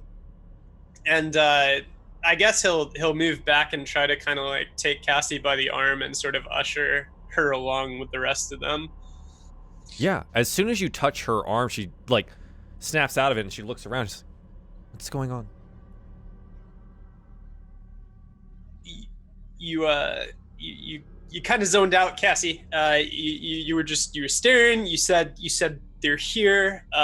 There's mist on the windows. There's mist on the windows. Someone just shouted. Things are happening, and we're trying to find out what. Okay, are you okay? Do you feel fine? Because you really zoned out there. I feel okay. She's like she keeps touching the back of her neck. She's like, they're here. I don't feel them right now. That's good. That is a good thing. Is it? What happened? You said there's a scream? Yep. Well, are we not going to go check it out? Maybe Nick or Lucy got hurt in the dark. Yep. We're going. That's the plan right now. We just didn't want to leave you behind. You're kind of doing a whole mannequin thing. So let's just let's check that out. And Adam doesn't really move to the door first. At this moment, would this be when Dave? I think this is when Dave comes in. Yeah. He kind of, once he scoped out the hallway, realized there wasn't really anyone in there. He kind of jogged back to the gymnasium. He would kind of burst in there and look around. He's got his baton out, but he's like, everyone okay? What? I heard a scream. I think as soon as the door banged open, like the flashlight. chunk. Yeah. Yeah, Paige definitely lets out a scream. She's like, dude, that's not okay. Yeah, so that me saying that would have overlapped with you yelling that, dude, that's not okay. So probably no one heard what I just said. So he'll just kind of like look around and be like, everyone okay?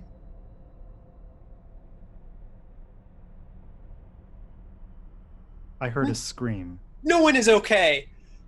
Adam said, no one is okay, right? What you did it came from out there. Wait, sorry.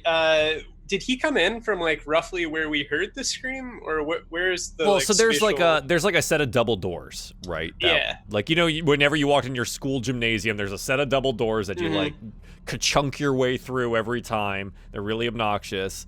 So he went out that direction. You have that way, and then on the opposite side of the gymnasium, there's another double set of doors that leads outside, and the door's marked emergency exit only. Okay. Yeah. What direction did the shouting come from? Internal to Hillside. Internal. So where you had come from when you had entered. Mm-hmm. And also the same location Dave's at right now. Yeah, okay. Yeah. So Adam's kind of staring at Dave, and he's like, the scream came from over there. Like, did you see anything? Because we haven't seen Nick. Nick's still not here, and you're the only other person who wasn't with us. It's just darkness out there. I don't see anyone. The windows are fogged up. Are they? He kind of looks in here too. Sees, I guess, the same. Yeah. Paige is gonna lean in to like Piper and whisper. He's like, "Is that guy a serial killer?" Oh my god! What's like this? Like this is creepy, right? Like, and she just like pulls her back like opposite direction from Dave. Should I like call the police or something? Yeah. Guys, I'm gonna call the Dave police. Also immediately gets his phone out too. Yeah. So you guys pull your phone out, and the little piece of technology that you're so used to having. Call the police. Who calls first? Calling first. Are we all calling? Is everyone at once like flooding the operator for 911 in the Western Portland area? Adam's just running with a cigarette. Dave will call. Okay. The phone rings. And rings. And rings. Is And anyone rings. else calling? Or is it Oh. just me? I thought you were calling. Okay. Beep beep boop. Okay. So as it's just ringing, he kind of looks over at you. Is it's just ringing? Is anyone picking up? It's ringing. And ringing. I No. kind of look at my phone and like, how many, like, looking at the bars on the thing, like full service, I'm guessing. You're kind of like up in the hillish area, but you're near a large city, so yeah, full bars. Okay. They're not responding very emergency like. Well, did you type in the numbers correctly? Like, come on. Paige, there are 3 numbers. Okay, of course I know what numbers to push. Well, sometimes you can be like fat fingered. I don't know. Oh my god, why don't you try calling? Did she Fine, just I call you will. fat? And she'll like take out her phone, like grab her phone Uh-huh. in front of her face, like make sure she like puts the flashlight in Piper's face, like purposely. Okay. 9, 8, Uh-huh. 1, 1. As soon as Paige finishes saying 911, Piper, you can't see this because the flashlight's in your face, but you're left with this after image of the light. And Paige is gone. Piper's like, oh, stop doing that. Ugh, sorry, that was dumb. Oh. She's just kind of stunned. When you finally regain your vision, Paige isn't there. Paige? Dave is just kind of like, where is she? Is that real? You can actually teleport? Are you telling me the truth? Paige? Rob is like, what in the Sam hell was that? That's not real. People can't do that. What? No, this That's isn't what- right. She teleported, didn't she? Didn't she? And he's like looking over at you, Piper. She can do it when she wants, right? That's what I want to know. I want to know how to do that. Dude, shut the fuck up. And she's like, Paige. And then she starts like looking around. There's basically nowhere to hide, right? Because it's just an empty. It's an empty gymnasium. Piper probably drops her phone and bends over, picks it up, and she's gonna try to call Paige. Okay.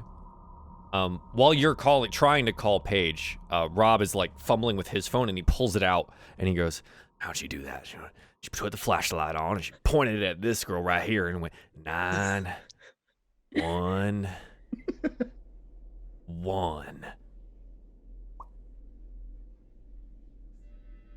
Rob's gone.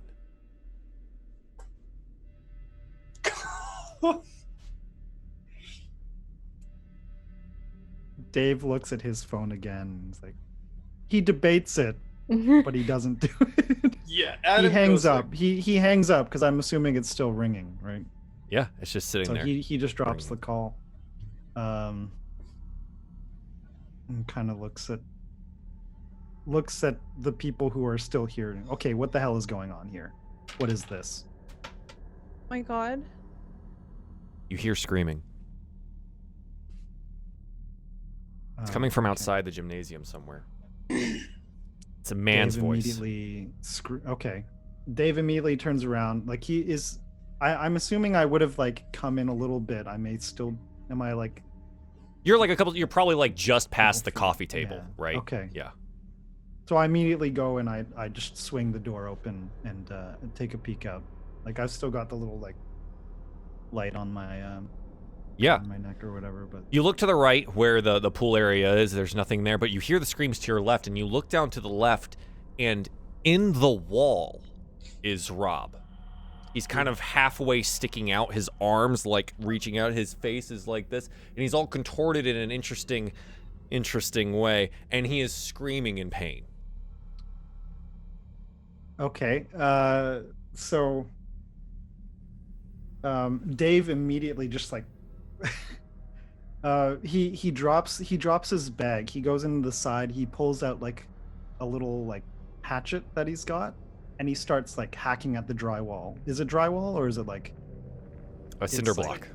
Oh god. Okay, so he's Yeah, using like the how back. how you make old gyms, man. It's all Yeah, cinder Yeah, block. that's true. So he's using the back of the blade, and he's just kind of like trying to smack, just desperately, because irrationally, I guess he's thinking maybe I can break this, but it's not working. I'm assuming. Yeah, let me look at your thing. I'm gonna need you to roll me your knowledge to defend your unnatural here. Okay.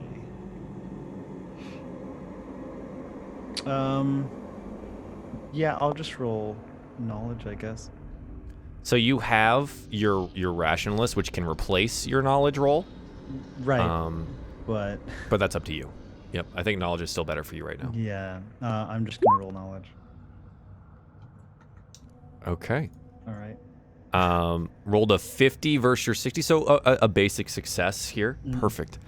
So you're able to, what this does, chat, and the reason I had him roll this is because he was faced with the stress of Rob being stuck in a wall screaming at him in a weird configuration.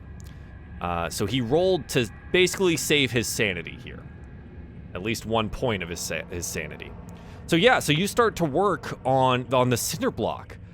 So how are you going about this? You take like the back of it. You said your hatchet, right? Yeah. And you start trying to work your way on the block.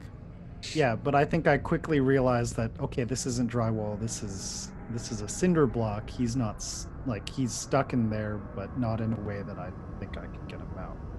Yeah, Like, and he sees you there now. And he's like, "Oh God, help me! Oh, I hurt so much! Oh, help, please!" Dave kind of grabs his hand, like clasps his hand, and like because he's got like one half of him is out, right?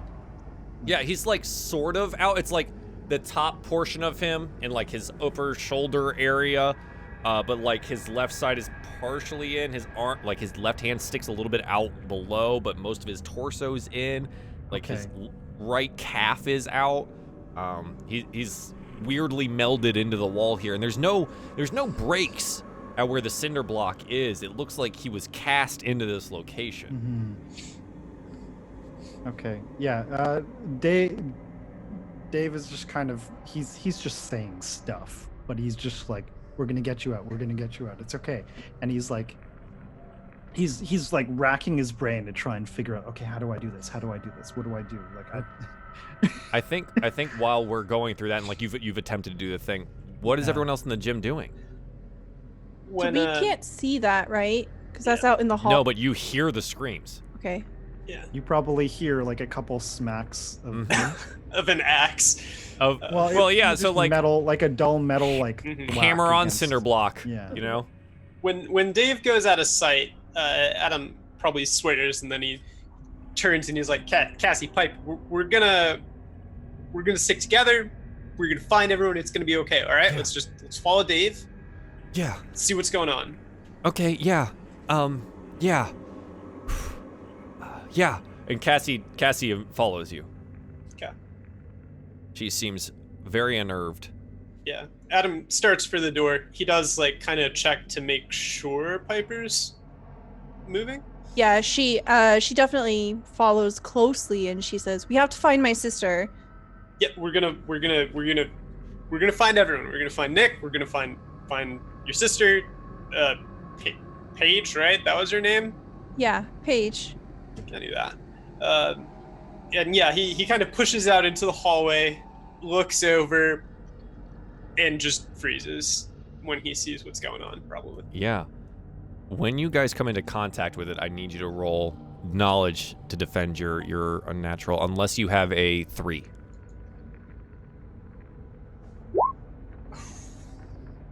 Okay. Adam with 43 gets the 70, and sorry, I need to roll down. Adam with an 88 against the 55. That's a matched. Oh no, it's matched. Matched failure, and Piper is a basic failure. Okay, so now I got to go look at matched failures because, oh my gosh. Okay, cool. This is fun. Is it though? Matched success? Nope. Matched failure. Something unusual happens when there's a matched roll. Huh. So it's a matched failure. Great. Let's find out what happens. Piper, you just take a failure. You take a failure notch. What do you do for your failure? You can you struggle, you flee, or you paralyze. And I'm gonna roll for Piper. She's fine. She freezes. She's Yeah, so you're like- never seen a human melded with a wall before. So yeah, so Piper's like they're catatonic. Adam.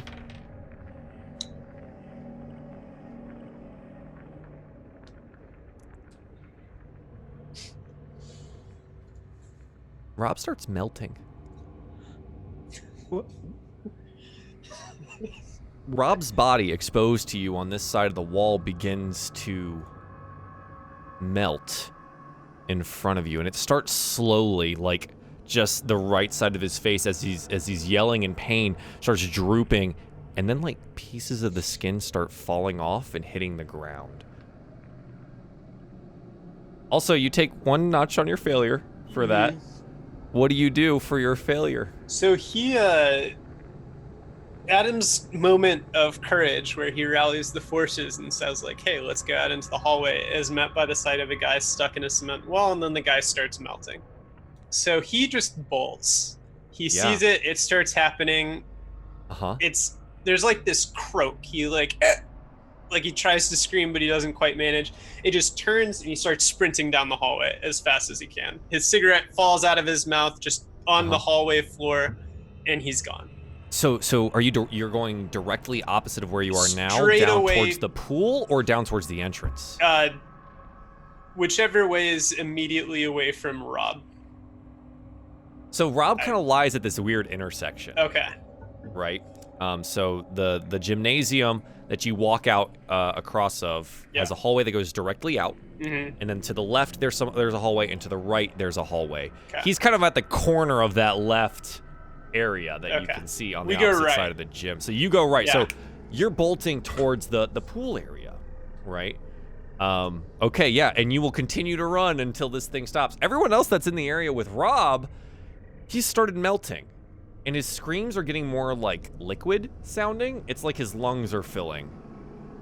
And eventually, like, the skin has come to a point where, like, his eyeball kind of falls out, lands on the pile of skin on the floor, and he starts moving slower and slower. And Dave, the hand that you're clutching, eventually, as you try to move it away, the skin, like, comes with you off of his body. Okay.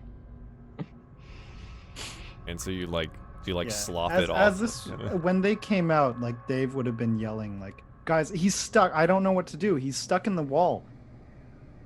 And seeing them not do anything, just kind of panicking when he starts melting, like, that's when he sort of would recoil. And I guess the recoil is when he would have also just degloved his hand. Yeah. Oh, I forgot that was the word for it. Degloving. Degloving, Oh, yeah. it's deliciously chilly. I love it. Oh, that's good. Yeah, and it looks like Cassie is like trying to not get sick. She's holding herself together, but like barely. Rob has like stopped moving, and Adam has taken off down the other side, but we're still missing someone, aren't we? Cassie's there too, right? Cassie's with you guys. Oh, we're missing. Oh, that's what. Paige, Yeah. your eyes open, and it's fuzzy. You can't rightly see. It's like the light is being refracted around your vision. You try to take a breath, and you stop because your lungs are almost immediately filled with water. Not again. Your mind is cast back to the moment where you had mysteriously been teleported into your neighbor's pool. Randomly, suddenly, and terrifyingly, you were drowning. And here it is again. Underwater, dark this time, and you're not really sure which way is up.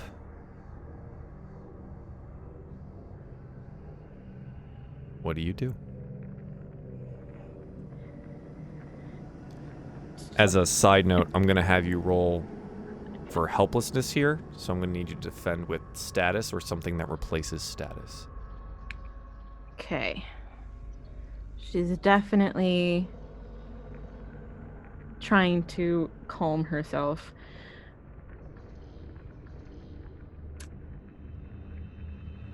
So, because I'm on the swim team,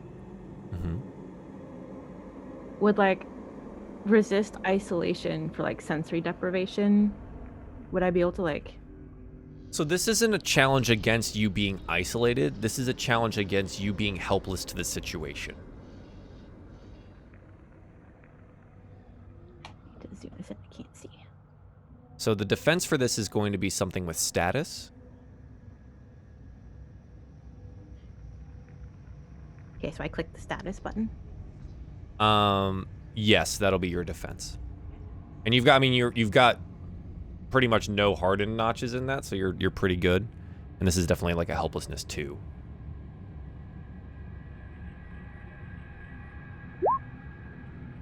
A 23 versus 60. That's really good. You're very much below, which is great because you're drowning. Being a swimmer, you know how to find your way up. As painful as it is for you, you exhale just a little bit to find the bubbles and the little bit of light that you do have in which direction that they're going, to right yourself and to start swimming upwards. It feels like forever, and even your strong swimmer's lungs are fit to burst by the time you reach the surface. But you do break through the surface, gasping for air, but alive and not drowned. Alright, so like I like take a breath of air and like coughing as like water like spurts out, and I'm like looking around and like, does it taste like chlorine? Am I in the pool or am I somewhere else? Well, it's a saltwater chlorinated pool, but yes, you look around as you get up and you can see the edges of a pool. You're not necessarily sure if it's the pool because you've never been in this room before. But it is a pool, and you do see the ladder, like, towards the side. Yeah, so she's gonna, like, as quietly as she can, make it to the edge, and climb out and make sure she's got her purse, and I imagine her phone's probably at the bottom of the pool. Yeah, your phone is not on you, that's for sure. You're not super sure where it's at, and it's almost impossible to tell in the darkness here. She's gonna be like, oh. She's gonna like do a quick look around to see if she sees anybody. Not for right now. And she's gonna scream, Piper. Yep. And as you scream, the door to the public area just like slams open. It's not Piper. It's just Adam running in fear towards the pool area, and he's now found it, and he now sees you. Adam, I think that's enough of a jarring sensation for you to slowly stop panicking. Adam catapults through the doors. He's panting breathlessly, he charges in. He almost goes straight into the pool, but he skids to a stop when he sees that, and he hears this scream for Piper. And as he kind of hesitates and skids to a stop and looks, he sees Paige in the water, and he's like, Paige, what are you doing here? And he goes like, there's Rob teleported. After you disappeared, Rob disappeared, and then he was in the wall and he was screaming, and then he turned into like soup and he's dead, I think. Paige is just like kind of like blank face, be like, whoa, what? And Adam kind of is gradually pulling himself together. Slowly. And slowly, and he's like, yeah, no, listen, and then he kind of starts fidgeting with a cigarette, and then it kind of processes that Paige is like, she's still in the pool, right? Or is she out? I'm freshly out. Okay, you're So freshly out. I'm- Yeah, I'm- he's just I'm like, soaked. he's like, you. And he points at her, and he points down at the pool, and then he just puts a new cigarette in his mouth, and he tries to light it, and he doesn't get it a few times. He's like, God damn it! And then it lights, and he gets the tip burning. He's like, yeah, she's your sister. She's going crazy. She's just. And then he looks back at the hallway, and he remembers Rob, and he's like, oh. And he looks back at the pool, and he's like, God, this is fucked up. Okay, this is totally freaking me out. And she like screams, Piper! Piper, you hear your name, and it sounds like your sister, and it sounds like she's in trouble. And if there is anything that's going to get you out of a catatonic panic, it's going to be your responsibility to your sister. Yes. So, My head what do you snaps do? in that direction. This is now not my problem. My problem is over there. Yeah, Rob's like wall soup right now. He's not really anyone's problem for the moment, because as far as y'all could tell, he is super dead.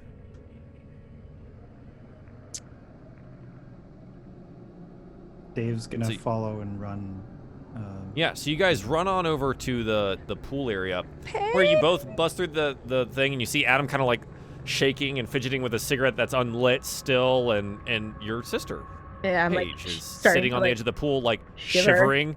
Yeah. It's like, I ended up in water again.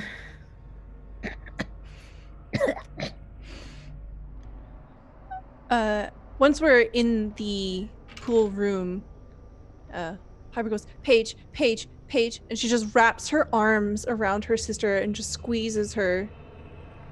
Paige, are you okay? No. Pretty far from okay.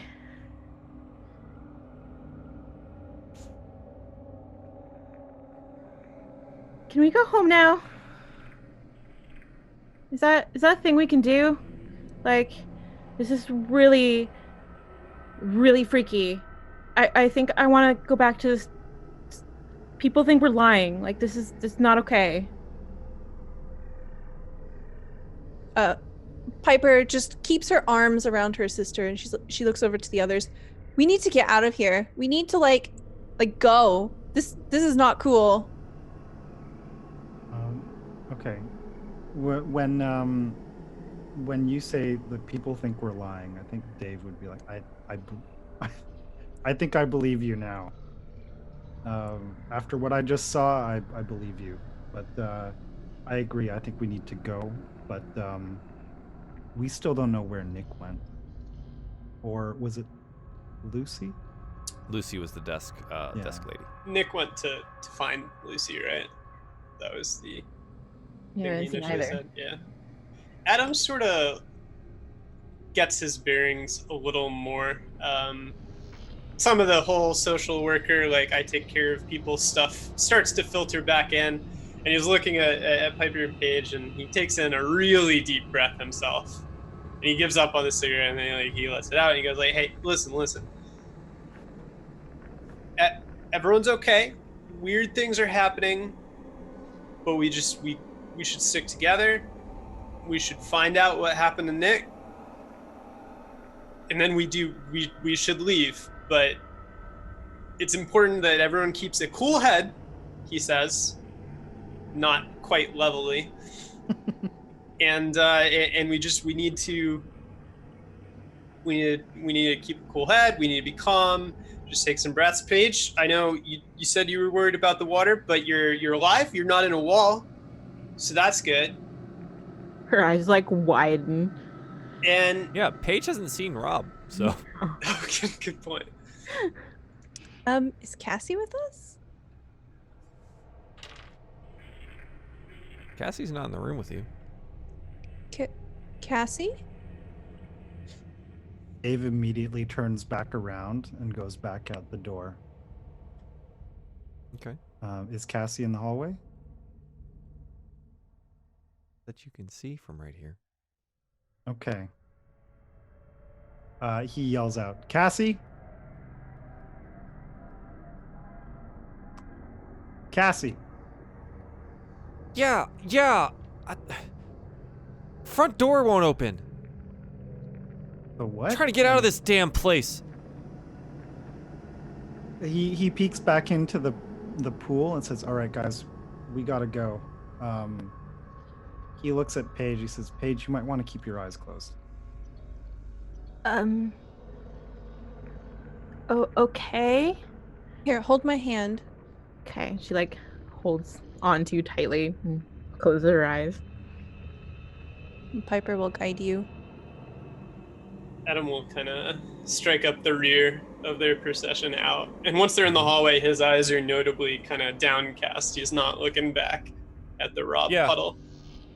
Unlucky for our audience, the camera is less kind to them. So as we watch this procession out of the pool area, and as they turn towards the main entrance and go down that hallway, each of them turning in kind, we kind of defocus on the group and we just sit there and focus on the pile that was Rob and his weird muscular skeletal structure that's sticking out of it, just kind of hanging there in the hallway. And you turn the corner and you walk towards the entrance. We get the shot again from behind the group towards the entrance where the light is somewhat filtering through the fog, and we see Cassie shoving at the push part of the door, trying to shove it open. And she does so until you guys arrive to the front entrance. Okay, Dave will give it a try too. Kind of shove his shoulder into the door. Even It doesn't even give like it's on hinges. It just does not move. Okay, he tries. It's double doors, right? He'll try the other door too. Same result. Okay. There's, There's doors. There's doors out in the gym, right? Yeah. There's an emergency exit in the gym. Yes. Okay, so Dave immediately beelines it for the door back into the gym to go to those doors. So you go back into the gym? Yeah. When you open the doors to the gym, you notice something. There's marks on the ground. Like obvious enough that it stops me in my path. Mm-hmm. What kind of marks? You lean down closer. It's looks like dripping blood that's had something dragged through it. Okay, so like it's dripped down onto the From ground. somewhere. It would take some time and some skill, like an investigator, to figure out from what distance. But it looks like some blood had dropped from a location, so there's some drops, but there's also portions of it that looks like something has been dragged through it, through the gymnasium. Okay. Could I use my survivalist skill to kind of like figure that out? Does that work or no? So your survivalist skill, you can be like, I'm a survivalist, of course I can something. So what are you trying to tell me? All right. Well, I guess, okay. So the idea here is I want to kind of, as a survivalist, I guess some of what Dave would have been able to do is also, hunt and forage and, and track something, right? So I guess the question is, could he figure out what that is? Like, is this like someone walking and, like this is someone moving and also So you're saying blood, part of or- your survivalist thing is that you would know how to track. Yeah. Well, I'm a survivalist, of course I would know how to track game. Yeah. Sure. Yeah, go ahead and roll me survivalist for that. Oh no. A 97 versus your 80. So this is our first failed identity roll, chat. So when that happens, the first one that you actually get experience for it, and I think it's like 5 up to 5% or something that you get to roll over to the next game. But I think it just counts as a regular failure because your identity protects you, and I don't see anything else otherwise right now.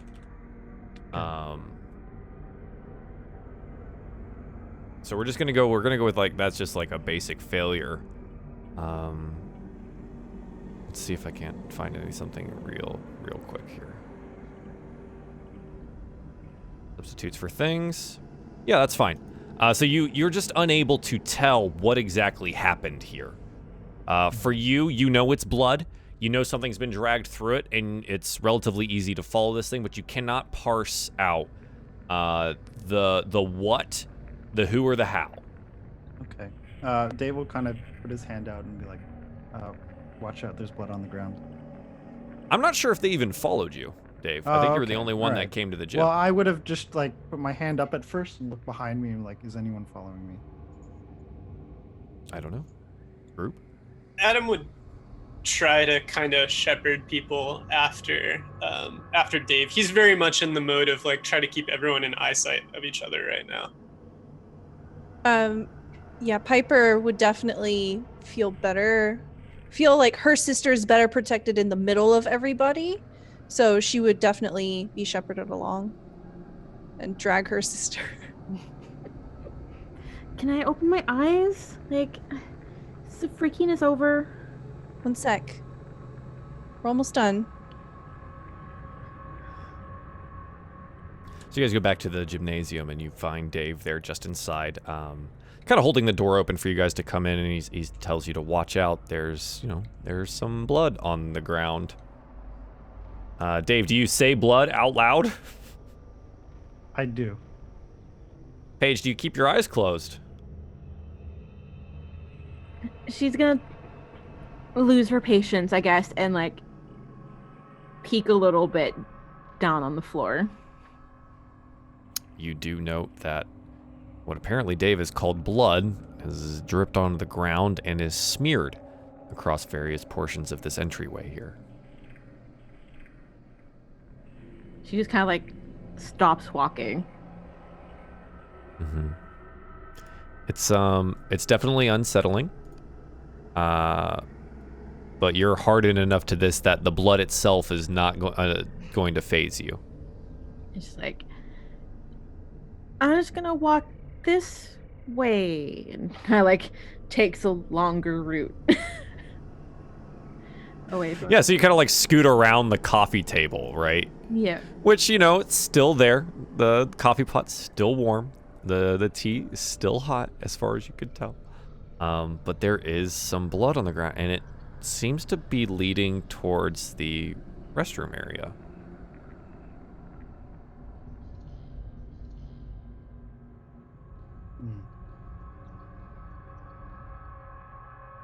First things first, Dave's gonna try the door out. Yeah. So the opposite emergency exit door. Yeah. Very similar situation to the front doors in that they do not budge. Okay. He kind of also kicks it in frustration. But he'll look over and declare, this is same thing. It won't budge. Adam flinches a little at the sound when Dave like kicks the door. Yeah, it kind of makes a hollow sound and it echoes throughout the gymnasium. Mm-hmm. And he'll take a deeper drag on his cigarette, and he's kind of staring down at the blood as it tracks its way over towards the restroom. He draws in a shaky breath and he goes, "Look, we haven't found Nick yet." I kind of makes this wordless gesture over towards the restroom and says, "I think we gotta see what the deal is with that." Okay. Piper will look up towards the windows. Are they still frosted over? Yeah, they are. Do they look large enough that we would be able to climb through them? The windows at this part of the gymnasium are probably 15 to 20 feet off the ground. The gymnasium is like 2 stories high, tall, right? And the windows are kind of just like those like thin rectangular style ones that kind of just sit at the top. that would be above any sort of bleachers that would be brought in or exhumed from the wall or something like that. So if you could get up to them, yes, you probably could get through. It'd be larger than you. I think the trouble would be getting up there. There are other windows, like there are windows at the front entrance, there are windows around the pool area and things of that nature. So if you're looking for other windows, there are other options. Piper's looking up and she's like, if the doors don't work, we could try breaking windows. Yeah, that sounds like a great idea. Like, yeah, let's find something to break windows. Should we check the bathroom first? There might be someone in there. You can do that? Wait, does it lead to the women's or the men's bathroom? Yeah, which one does it go to? Dave follows the blood over to the bathrooms and notes that it does go into the women's restroom.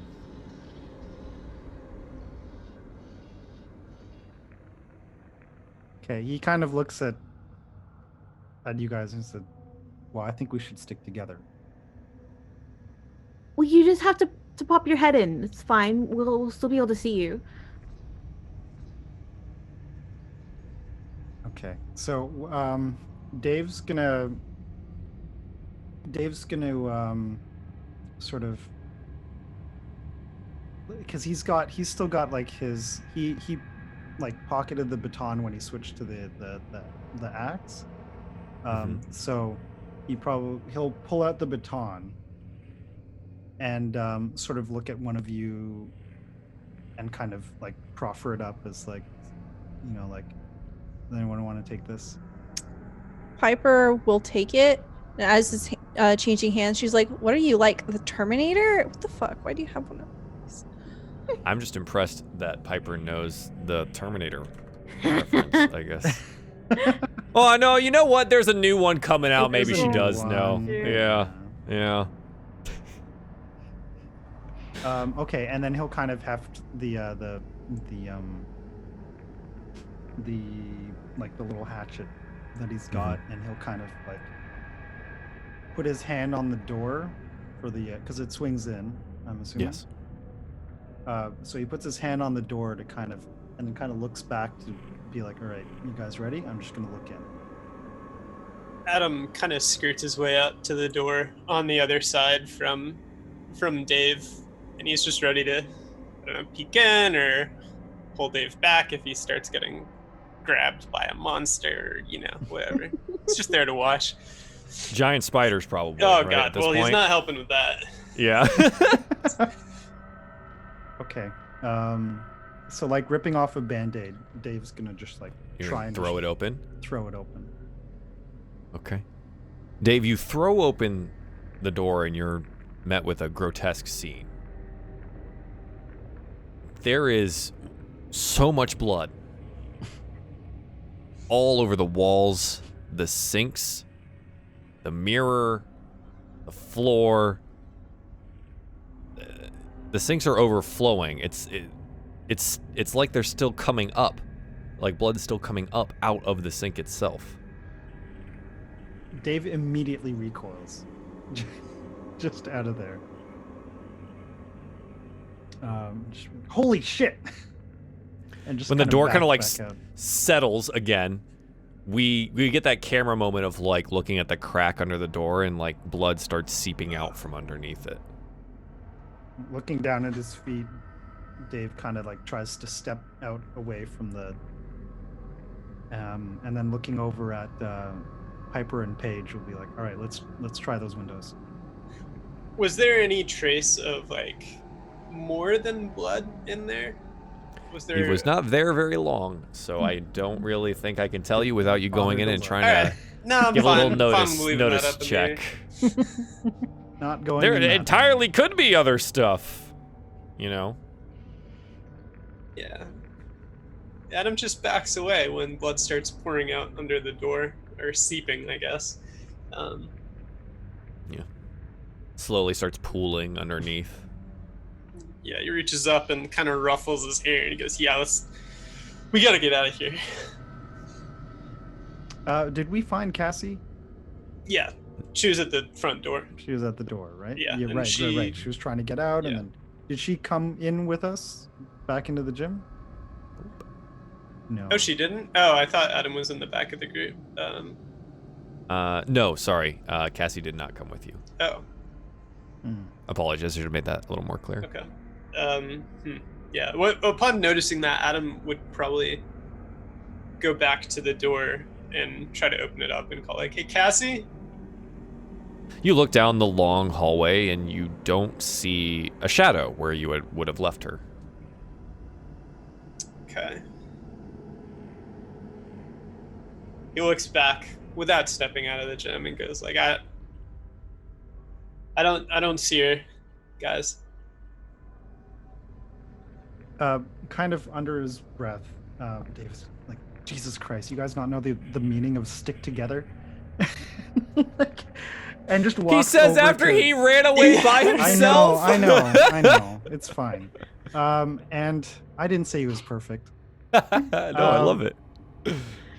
And he, but instead of going out there, like, he's like, all right. So he walks over to where, because I'm assuming these are like kind of the bleachers that are up against the wall and they fold out. Yes. Yeah. Exactly. Okay. Like accordions. Okay. He's gonna try and figure out how that works. Yeah, sure. Dave, you're a pretty smart guy, right?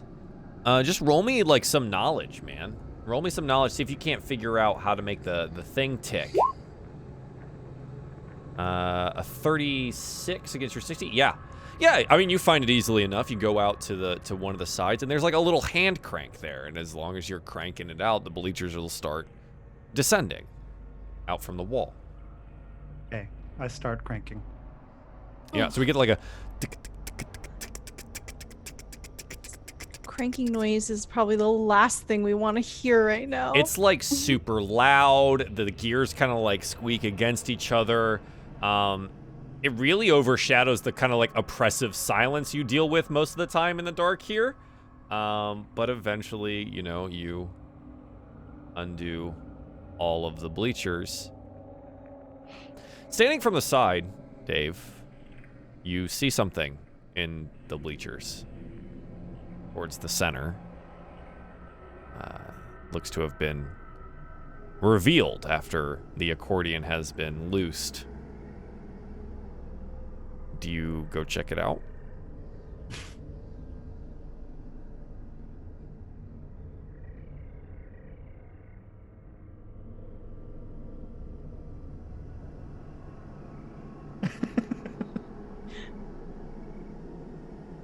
No? You don't have to, Dave. All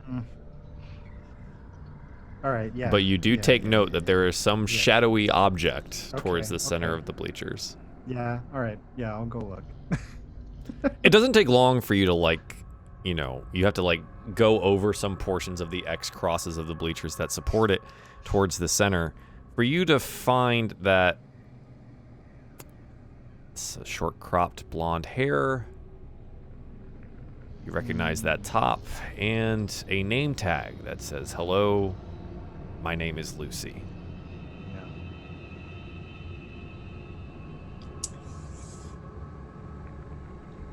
So, okay.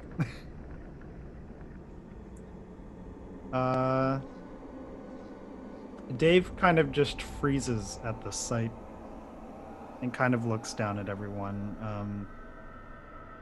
Doesn't really give a face that really tells what he's thinking, but just kind of like blank stare, like, I don't know what to do with this. I think if Piper sees you stop, she's going to call out and be like, "What are you doing? Do you need any help?" I think I found Lucy. What do you mean found? I don't hear her. No, you wouldn't. This might be a close your eyes moment.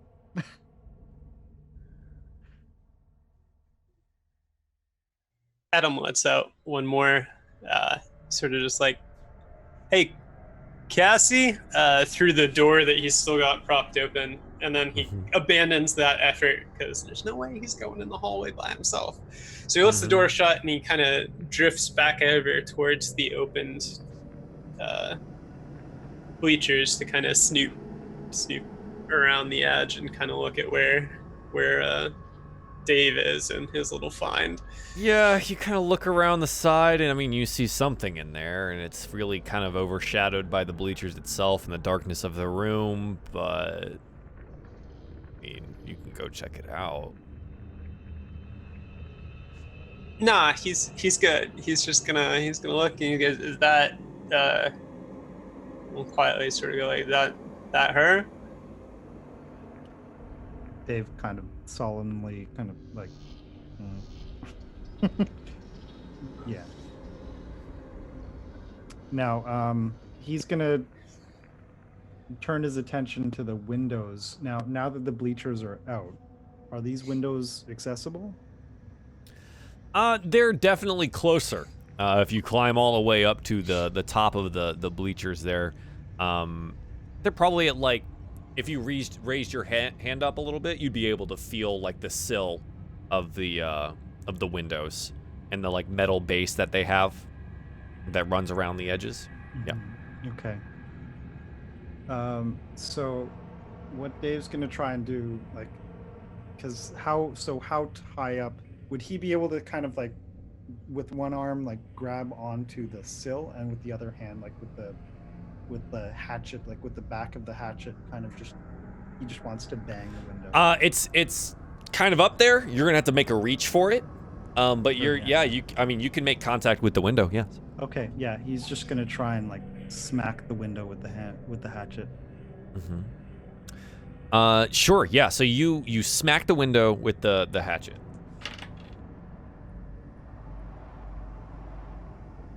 And there's like this hollow metal sound that kind of reverberates out through the gym. It's kind of. You note that you definitely didn't shatter the glass there, and you feel this like residual vibration in your hand from where you're holding the hatchet. That's weird. Piper he probably kind of looks down at you guys and like, that what? Piper probably starts freaking out when the glass doesn't break. She squeezes Paige's hand, probably like digging her nails into her sister's hand, and she's like, "What the fuck? What the fuck?" Yeah, Paige is gonna like be squeezing just as hard as like, who built this place? Like, come on. Like, this is so not cool. A little bit more panicked now. Dave tries to like just wildly smack Hit it again with it. Yeah. You hit it harder, and the hatchet flies from your grip as it impacts the window and flies across the way, impacting the bleachers on the other side. It's thrown so hard off. Okay. Again, you hear that even louder now, this like residual like open metal sound after you've hit it.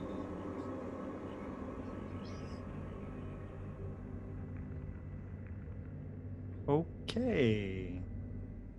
So that doesn't work. Dave kind of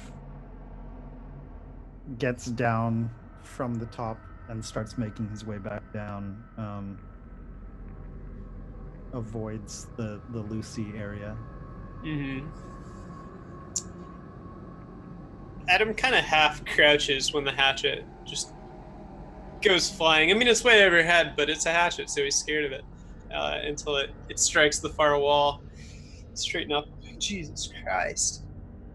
And he's standing kind of near where Paige and Piper are. So as they're freaking out, he'll kind of remember himself a little bit.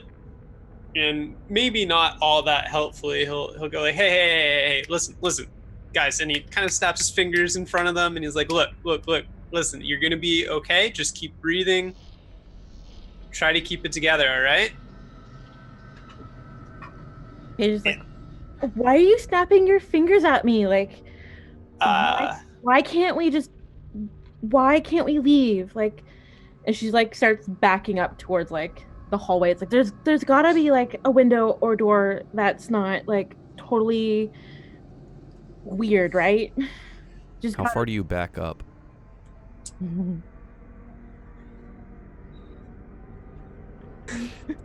Answer honestly.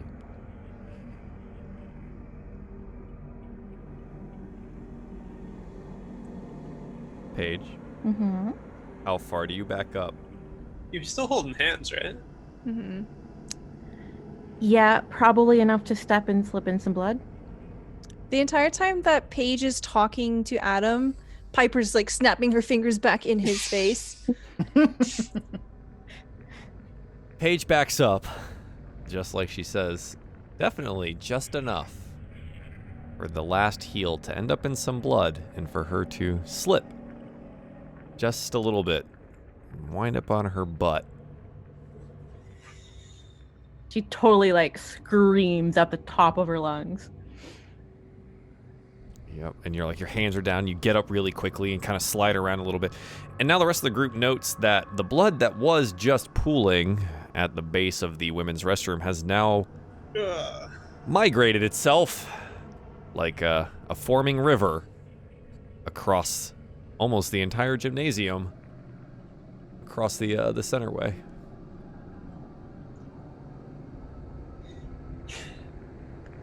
We gotta find another exit.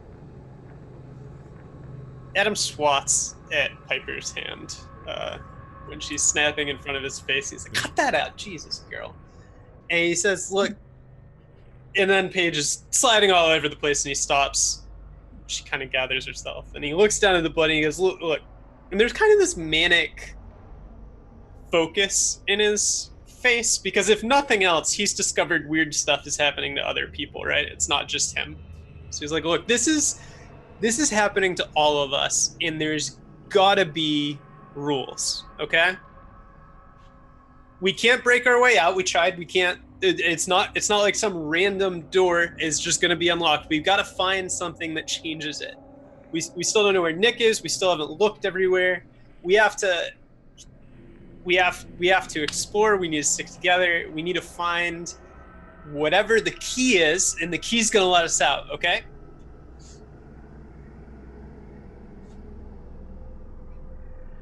Okay, so who would have a key?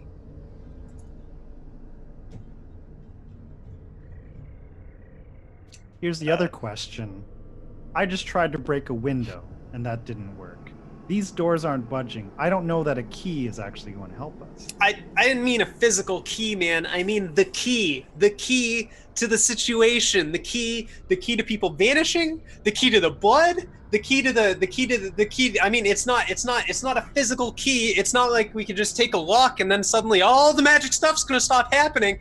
There's a focus, right? There's a focus, and I think it's Nick. I think he disappeared, and all this started happening, and this is his group. All right. I mean, he's the one at the center of all this, or maybe Cassie, because he's her shrink or whatever. But we need to find him, and we need to get out of here before the next one who dies is one of us, right? And we need to do it together because every time anyone goes off by themselves, they're in a wall, or they're under the bleachers, or they're up there. And he looks at the ceiling, and hopefully there's not a body up there. But I mean. That's what he's implicating. Not currently. Good. No. Good. There's not a body there. Not yet. Good idea, we know. though. Yeah. For all we know, Hang on. Nick is the one that's in the washroom, but I'm not going in there. So what do you want to do? Where are we going? Piper is going to look at Paige. Piper would have probably turned and tried to help Paige up. And once Paige is on her feet, she's going to grab her by the shoulders and say, "Stay here. Don't move." Where are you going? She looks over at the bathroom door. But no. Can I reach my hatchet, or is it like really high up? No. It's clattered onto the floor. Just like hit the opposite side Okay. bleachers. It didn't Yeah. go in. Okay. All right, so I go to grab the hatchet. Seeing that that Piper's making her way over to the washroom, he'll look at her like he'll sort of have the hatchet and go, "I'll go with you." Piper is gonna snap her fingers in Adam's face and then point at him. Don't leave my sister, or I will fucking kill you. I just said I don't want anyone to leave anyone else. Why would I leave her? And he's lost his cigarette at some point. It's in a pile of blood, so he pulls out another and takes another step towards Paige and starts lighting this one. You note that the flame on your lighter is like low and blue. It doesn't have the orange tip to it. God damn it! Nothing works right now. And he's trying to get it lit. True. So Dave and Piper, are you guys gonna head towards the restroom? Piper just kind of shuffles hesitantly. Okay. She's gonna take the baton and hold it in both hands, even if it's only meant to be like one-handed. She's gonna hold it with both hands, like a bat. So is it still sort of like slowly coming out the bottom of the door, or is it like gushing out? It's just like It seems slow. it's just Kind like of what a it's slow been. kind It's of- just like also it's been surprisingly voluminous. Okay. All right, so Dave's gonna kind of gingerly step through that, and more carefully this time, go to open the door, with his right hand, the hatchet in his left. Mm-hmm. You open the door, this time slowly, right? There is definitely some blood stored up behind the door that hasn't been able to get out from underneath the crack at the bottom, and so it does begin to somewhat pour out a little bit. It's about ankle deep. Okay. Is there like a I don't know, like a garbage bin or something by the door? Yeah, there'd be like the paper towel thing, the automatic one that you would be able to throw your paper towel into the bin right next to it. Oh, is it the kind that's like set in the wall, or is it? Yes, yeah. Oh, No, not a regular trash can, no. okay. Okay, all right. I was looking for something to prop the door open. All right. You have your backpack. I'm putting my backpack in the blood. I just thought I'd say it. So as you're like kind of slowly pushing the door open, if there's like resistance and it's not opening all the way, Piper would like shoulder up against it to try to push it open more. Okay. A second.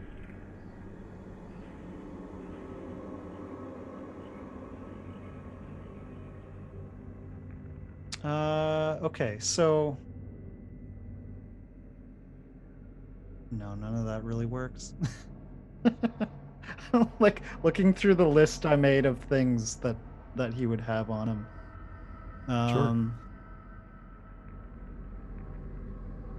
Well, okay. All right. So how? What do we see now that we're getting like a better look in this? All right, so are you gonna go inside, or are you just leaving the door open and looking in from there? I'm gonna take like a step in, Right. like with So one hand still kind of on the door. you kind of like slosh in a little bit, it's ankle high. You note now that like yes, there's like 3 sinks, and on the opposite side of that there seem to be like 3 stalls, and the sinks themselves are now like the blood is like it's not gushing over, but it is pouring over, and it seems to be like in the sink and just pouring over. And the mirror behind the sink, it seems to have some spatters on it from what's been happening, but That's all you can see from here. Are there faucets? Like, is it like the kind that I can turn off, or is it the automatic? The faucets themselves are not running. It seems to be coming up. Oh, it's coming up from the. Oh, right. Okay. All right. Good.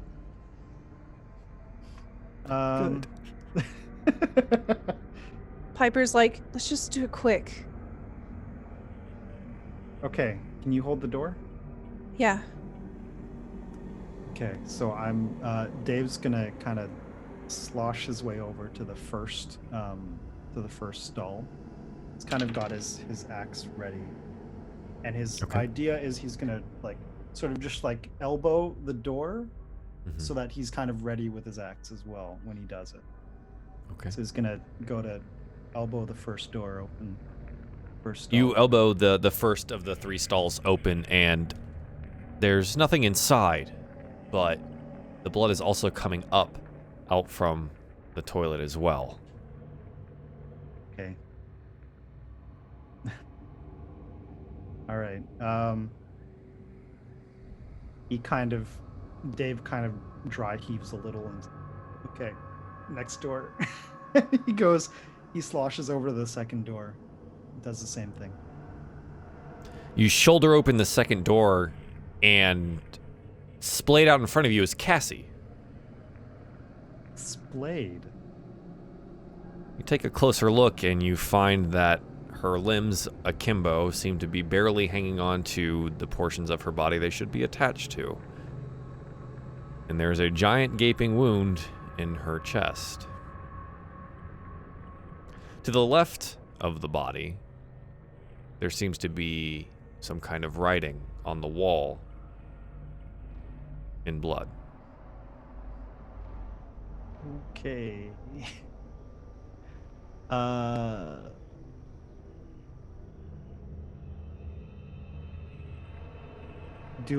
Okay. I'm just wondering if I would even have the mental constitution to to read that. I'm thinking this is definitely a 3 on your at least unnatural. So I'm gonna need you to roll your knowledge to defend here. Okay. Oof. A 12 out of 60. A very, very good, successful roll.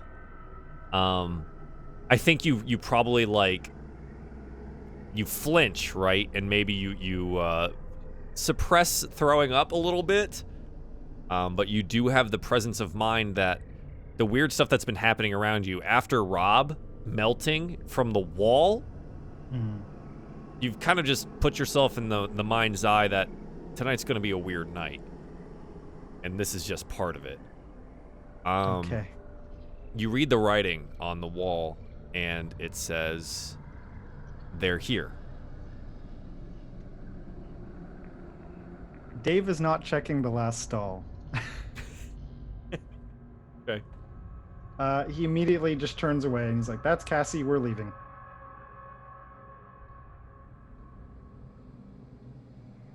How loud did he say that? Like, could we hear it from outside, or was it pretty much just Well, where are you guys positionally? Are you still near the bleachers on the opposite side of the... I think we're Is it on the opposite side? It was, right? Yeah, I don't know, actually. Rob? We're wherever not Rob, sorry. Paige fell down, really. Yeah. Which is somewhat central to the gymnasium. Yeah, okay. So we probably wouldn't hear it, I imagine, unless you were pretty loud. Jim's echo too. Okay, so yeah, I'm just sloshing my way out of there. Piper will try to push the door open further, that way you can get out easier. Okay. Is she... No. And he says that as he sort of passes you and continues out. As soon as he's out, she'll let the door just slam shut. You kind of have to force the door shut at this point. Oh, she'll just leave it open. So. Yeah, so now the blood's just kind of really pouring out a little bit here. But that's fine. If you guys are just going to try to get out, you can try to get out. Maybe we should Adam nods over at the door. He's like, maybe we should block that up a little. With what? I don't know. I mean, closing the door would be a start. Oh my god. She rolls her eyes. She'll try to pull the door closed. I mean, is there a tablecloth on the coffee stand, or is it No, just a it is. bare It is folding absolutely table? Yeah. just like a plastic Walmart folding table. Yeah, Adam kind of looks around. He's like, I mean, I haven't seen anything to stop it up, but I mean, we don't know how long we're gonna be here, right? I don't want to be standing in blood for the rest of my life. We can leave this room. We should leave this room. We should. Let's leave. Yeah. This room. Let's go. Did you So you guys find kinda, anything in there? Oh yeah, go ahead. Don't worry about it. Nothing but, Okay. yeah.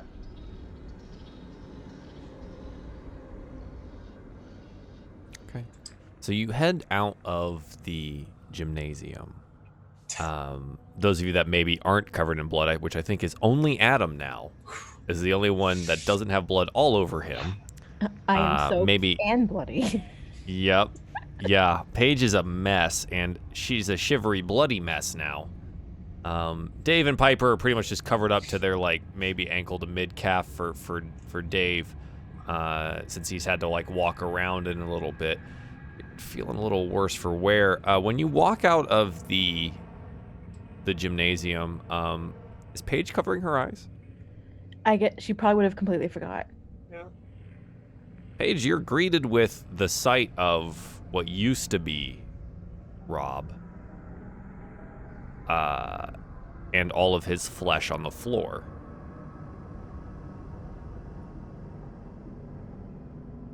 What's your unnatural? Kind of stops. She's like, I forgot to close my eyes. Okay. You are unsettled, but I don't think I'm going to challenge you with a stress roll right now. I think you're okay. Nothing is actively happening, so it's kind of the result of the awfulness. She just keeps her back to the other side of the wall. As they walk by. And you like skirt around. Do you guys go back to the main entry? So what's down the left side of the intersection again? Because like the main entrance is forward, and then the pool's to the right. If I recall. Yeah. So down towards the left, they will have. There's a larger opening where there's like a weight room and cardio section. There's a group fitness area, and then there's also some like offices and meeting rooms, as well as the lockers. Yeah. When they get to the intersection, Adam, studiously avoiding looking at Rob, is gonna say, like, I mean, we were in the pool earlier. We checked the front. I mean, unless anyone has a better idea, I say we gotta check out the rest of this place, right? There like a fire route floor plan kind of thing in the hallway? Yeah. Make me a notice. 53 versus 55. Ooh, just succeeded. Yeah, I think the reason that you just succeed in this is that it's right next to Rob. It's like posted up on the wall that he's sunk into, so you have to like walk over there and like avoid. It's one of those that where we get the camera that like you walk over there and you're looking at the plant and like the face is looking directly at you, and we get the camera again from like the skull area and it's looking directly at you. It's just very Dave is unnerving. looking like this. Yeah, exactly. And so you look at the fire action plan, and the fire exits. There's one towards the end of the left, past the weight room, cardio room. There's one in the gymnasium. There's one at the front door, and there's one past the pool area. So it seems to be like it's like a cross section, right? There's 4 exits, 4 emergency fire exits. Okay. All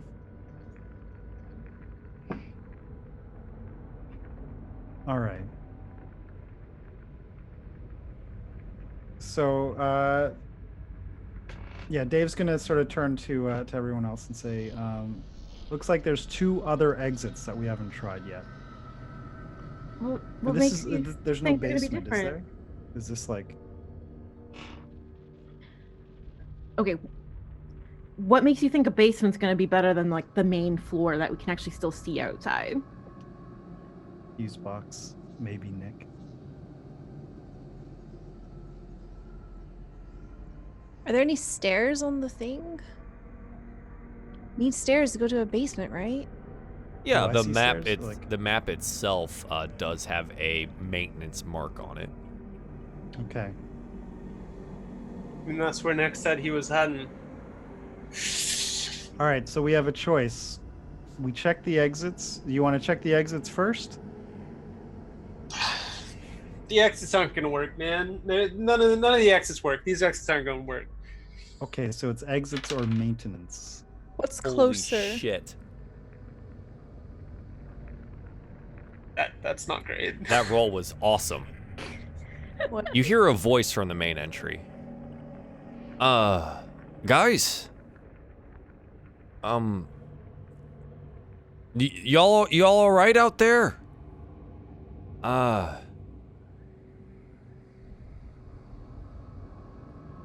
And around the corner turns Nick. And he sees Rob's body. There's, oh, dear God. And he sees you all standing there. What is happening? Where have you been? Oh my god. I went down to flip the fuse box.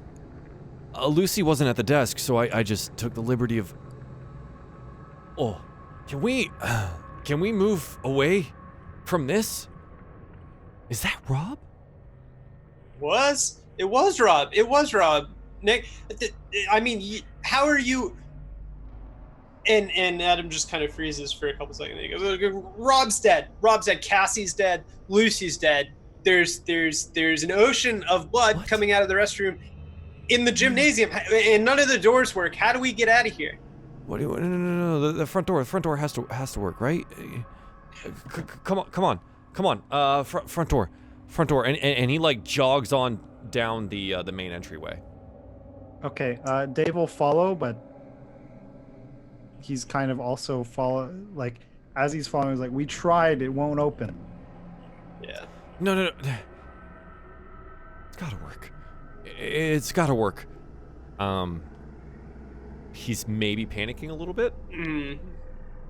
And he ends up at the front door, and he starts shoving against it, right? Like trying to open it up. Yeah. And he turns around and he looks at you. And he I can see my breath. Yeah. I was only down there for maybe 5 minutes. Been gone there a while. No. It was only 5 minutes. What do you remember seeing? Did you flip the switch? What happened to the? Yeah, went to I the did. Fuse box? I did. I flipped the switch. It's in the on position, and nothing's on. Lucy's not here, and that was Rob. Adam has caught up by now. Yeah. And he's gonna get kind of close to Nick, and he's trying to sound calming, but his voice is a little frayed. It's like, "Hey, look, Nick, calm down. Listen, I need you to tell me what Cassie told you about them. All right? The last time that I was talking to her, she said they were here. What do you know about them? What has she told you? Because they're screwing with us, man, and we need to know what they're doing." They're not real. They're not real. It's all of it. mention All of of it's in your head. All of that nonsense. All of that crazy talk that you have teleportation. Spiders coming out of old people's bodies. Adam grabs him by the shoulder and points down at just the blood-soaked length of Dave's legs, and he goes, like, you can't tell me it's not real. You just saw Rob. He's a puddle in a wall. Like, you did it. You're murderers. You killed them. Yeah, I'm That just doesn't kind make of sense. How can we put someone in a wall? Look, the fact is we are stuck here. We're here together. There's 5 of us.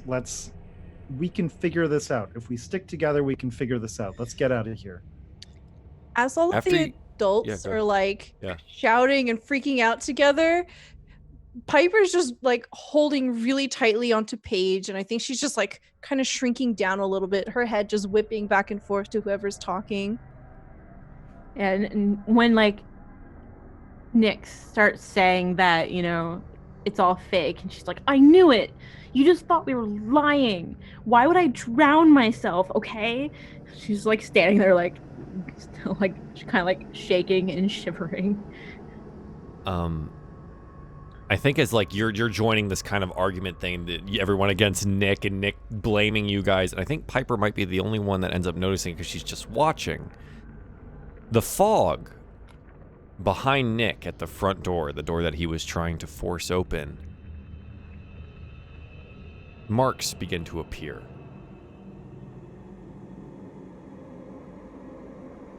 And eventually it ends up spelling out, we're here.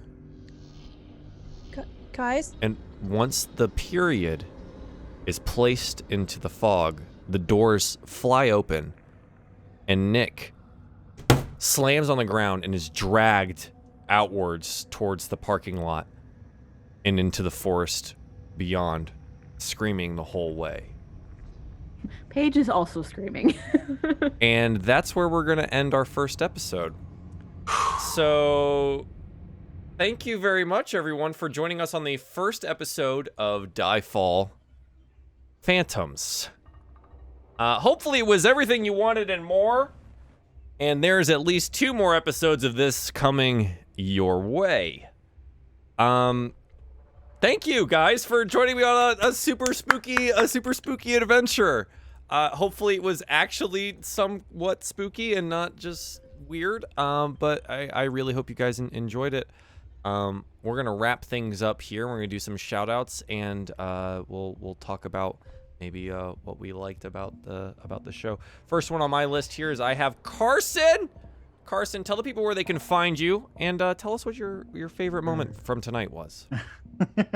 Sure, yeah. As you can see down here, I'm Carson Druitt. You can follow me there on everything. Yeah, I do art on my channel. We do lots of spooky ink and watercolor illustrations, mostly like dark fantasy inspired and stuff like that. So if you're into that, come hang out. I do that on Mondays, Wednesdays, and on Saturdays. Nice. And I think my favorite moment was the Rob in the wall thing, because it reminds me of I think it has to do with like, I think it was in a Hellboy comic, and they're talking about like Nikola Tesla trying to like experiment with teleportation, and it was like a actually it wasn't, sorry, it was a different comic book, doesn't matter. It was a comic book. It had this there was a ship that teleported temporarily, but the problem was it only teleported a little, and when it teleported, everyone where they were standing were now in the walls. Yeah. And that gave me chills, like thinking of that, and then this again, same thing. So yeah, I think that was my favorite moment. Awesome. Thank you very much, Carson. Stella! Where can the people find you at? Hello, friends. I am Stella Luna here on Twitch. I'm a variety streamer. I do things of the artsy fartsy kind and also run various TTRPGs over at my channel. My favorite moment was probably the beginning, just opening up and getting to see the characters and how different they are. I'm really excited to see what happens next. And I had a lot of fun. Thank you. And now they get to hang out for at least 2 more sessions. Hey, it's good. Thank you very much, Stella. Kevin, where can we find you at, bud? Hello. I'm Obdurant or Kevin, both work. I do have a Twitch, but I don't use it. So you can load that up, but you won't find anything. You can find me every other Friday on Stella's stream playing Unit 416 in a Dark Matter campaign. That is an emotionless robot, so it's a very different experience than Adam. I had a blast. I had a good time. I thought that the build up of people disappearing and progressively impossible things was really well done. I'm looking forward to now that all the NPCs are dead. Next session seems like it's going to be a nightmare. Yeah, it should be, hopefully. Thanks for playing, man. It was pretty awesome. May and the cat. Oh wait, it won't let me change the May, so I'm going to have to click on it. There we go. May and the cat. Where can people find you at? And what was your favorite moment? Well, I'm the Lady May, and you can find me under the Lady May pretty much like anywhere that there's socials and Twitch and stuff like that. And I do paintings and stuff of the fantasy, sci-fi variety. You can find lots of pictures of Kiki, who's the one that I'm holding currently, and our other cats and my dice collection. And I think my favorite moment tonight was probably the Rob in the Wall. That was fun Nice. times. People seem to like Rob in the Wall. Poor Rob. Poor Rob didn't stand a chance. Well, thank you, May, and I appreciate it. Hi, I have been your director for the evening. I'm RunawayRobot. This is my channel, so you probably figured that out at some point in time. You can follow me at RunawayRobot_ here on Twitter and on Instagram. Additionally, we do have a DieFall dedicated account, DieFall_RPG. So if you want show announcements, clips, and or otherwise, that's the one to follow as well. This was a lot of fun. I think my favorite part was actually getting to play with some horror stuff. I don't really get to do that. So just like, and I was rolling dice, like, so some decisions were made here. And the last roll that I did, and I want you guys to know that, was all zeros on the percentile die. So that was the last roll I did, and that's why I was like, wow, that's messed up. So some decisions were made, and some things happened based on that, and I'm really happy that we got to, like, do a horror thing, and I'm excited for the next 2 weeks. So hopefully the ubiquitous they may reveal themselves yet in the next couple episodes. So thank you guys for joining us tonight.